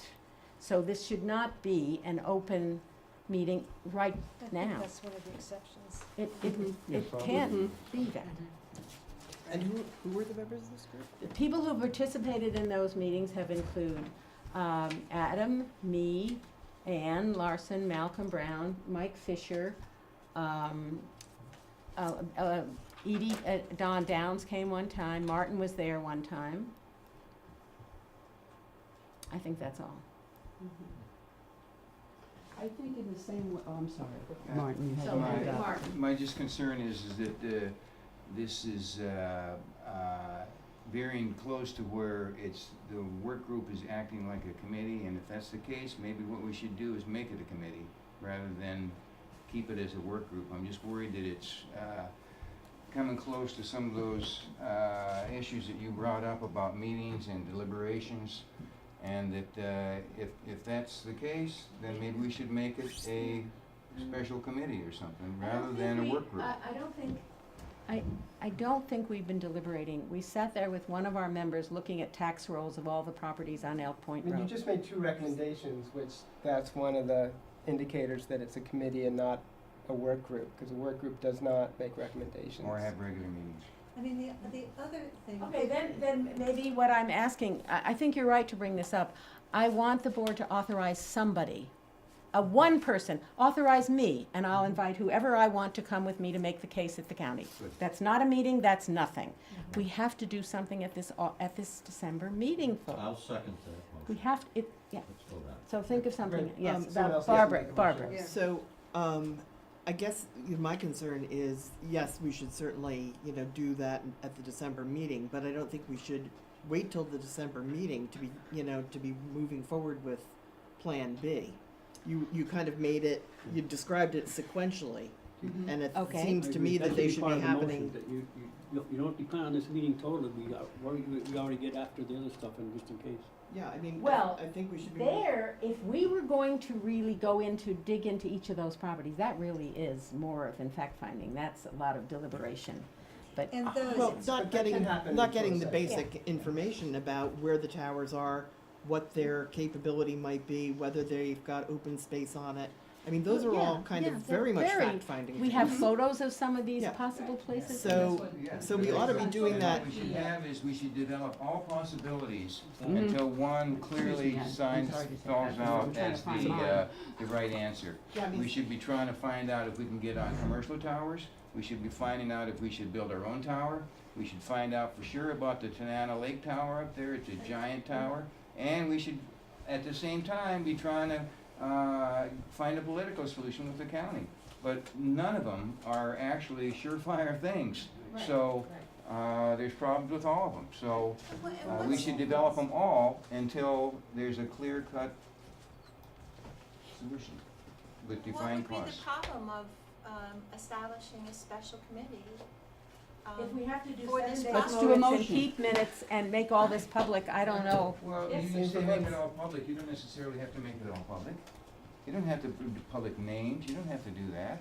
You can even I schedule a think that closed I- meeting. It's, I understand that any time that the board's talking about a property issue, it can go into executive session. Is that accurate? What it says is, okay, so the exceptions are matters relating to individual employees, proprietary information, litigation, and other matters Real requiring the estate. confidential advice of counsel, commercial or financial information obtained from a person on a privileged or confidential basis, or the purchase of property or services whenever the premature exposure of such purchase would compromise the business interests of any organization. I have to say, my view would be that that has to go beyond the purchase of something, but if you're negotiating and it's a lease, that premature, but I think and I agree with you, I think it's really important to say, if this is a committee, let's call it a committee, but it seems like there are a couple of things authorizing someone to go and talk to legislators. No, it was to meet with Jake Martinez, and I guess the manager presumably might have been there. It was to find out what our status was on the tower.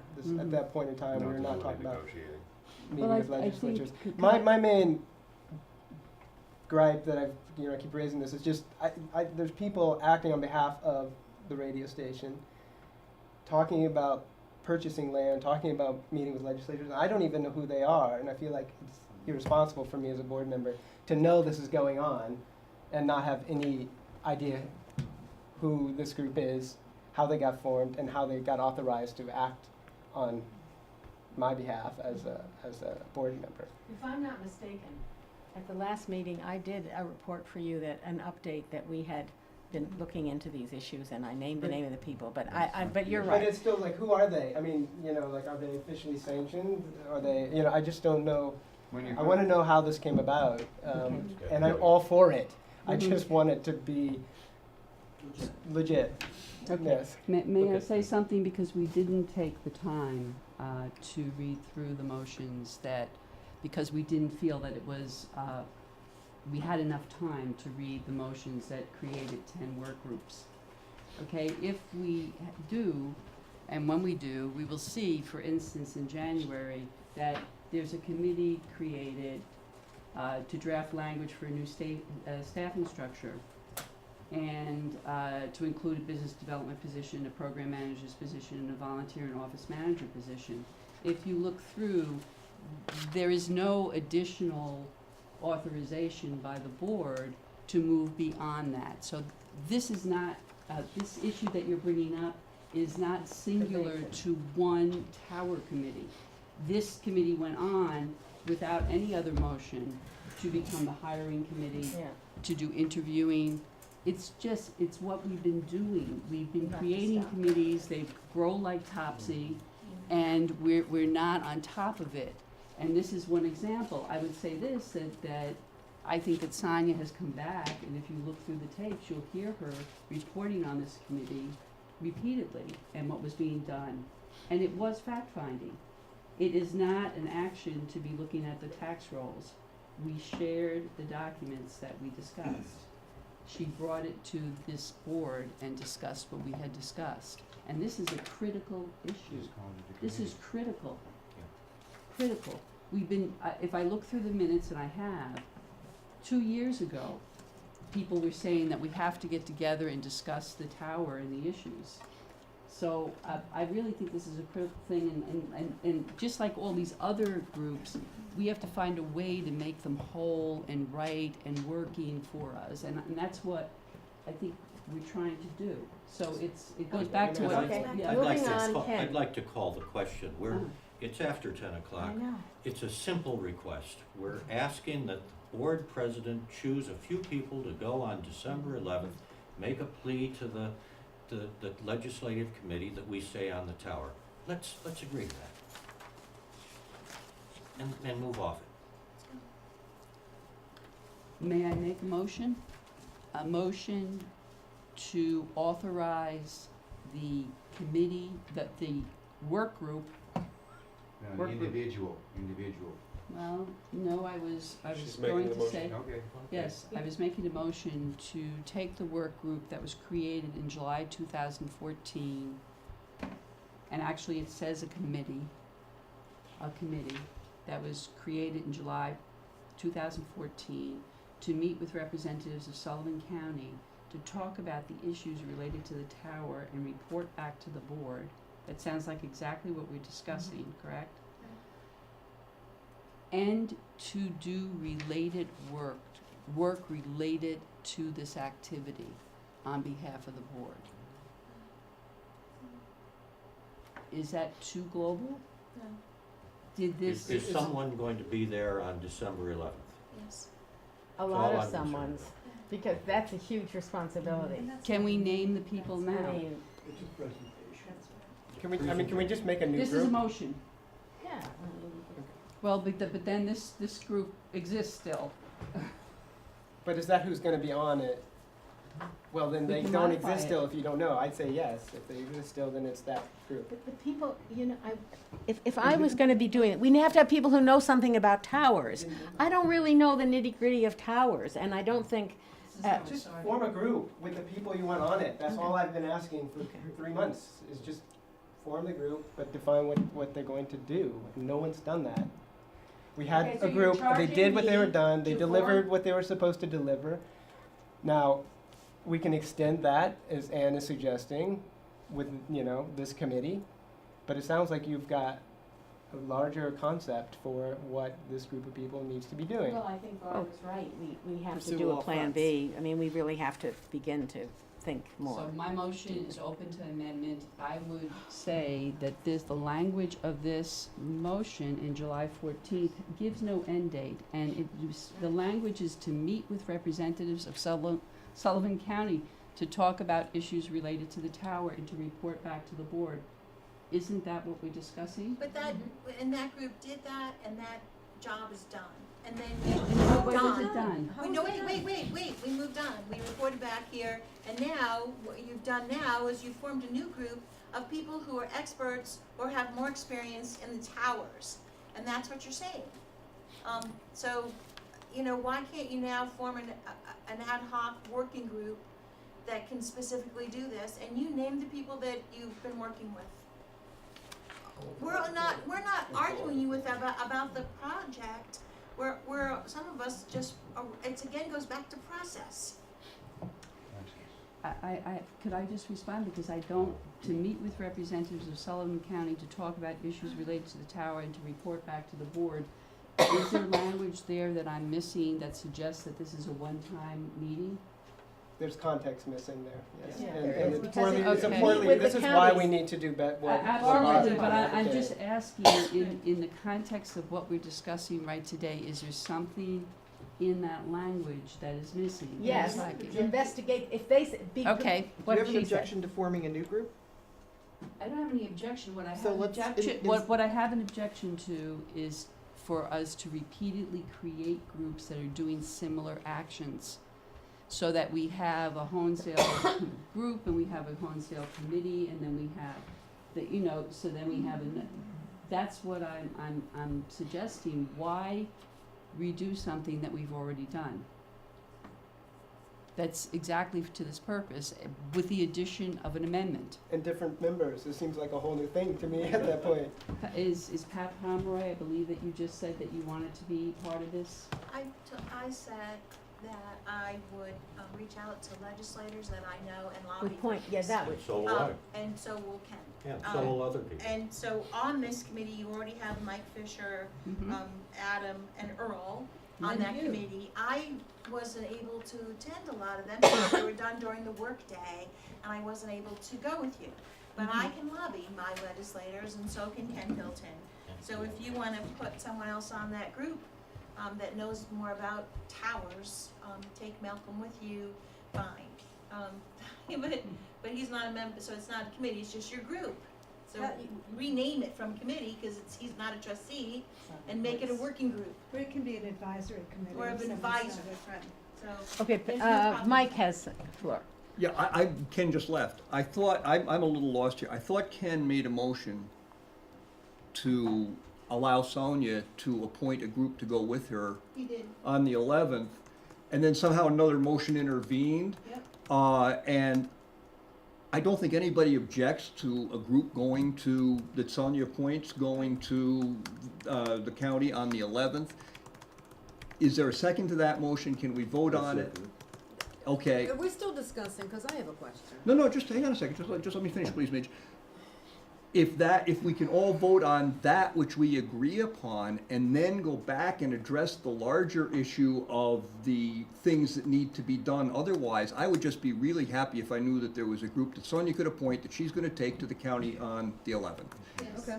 And I think, thank God you're back, because you made the Thank motion. you. Okay, so it's been made and seconded. If there's no objection, I'll call that question. All in favor? Looks like it's unanimous. You don't have to write. Okay. Yes, You're in favor? yes. Didn't see your hand. What's next? Sunrise. General manager's report. I'll zing through this. In fact, I mean, I emailed it today, like 5 minutes before the meeting. I'm really sorry. Most of it is a analysis of the pledge drive. The numbers from this pledge drive are not totally final yet. I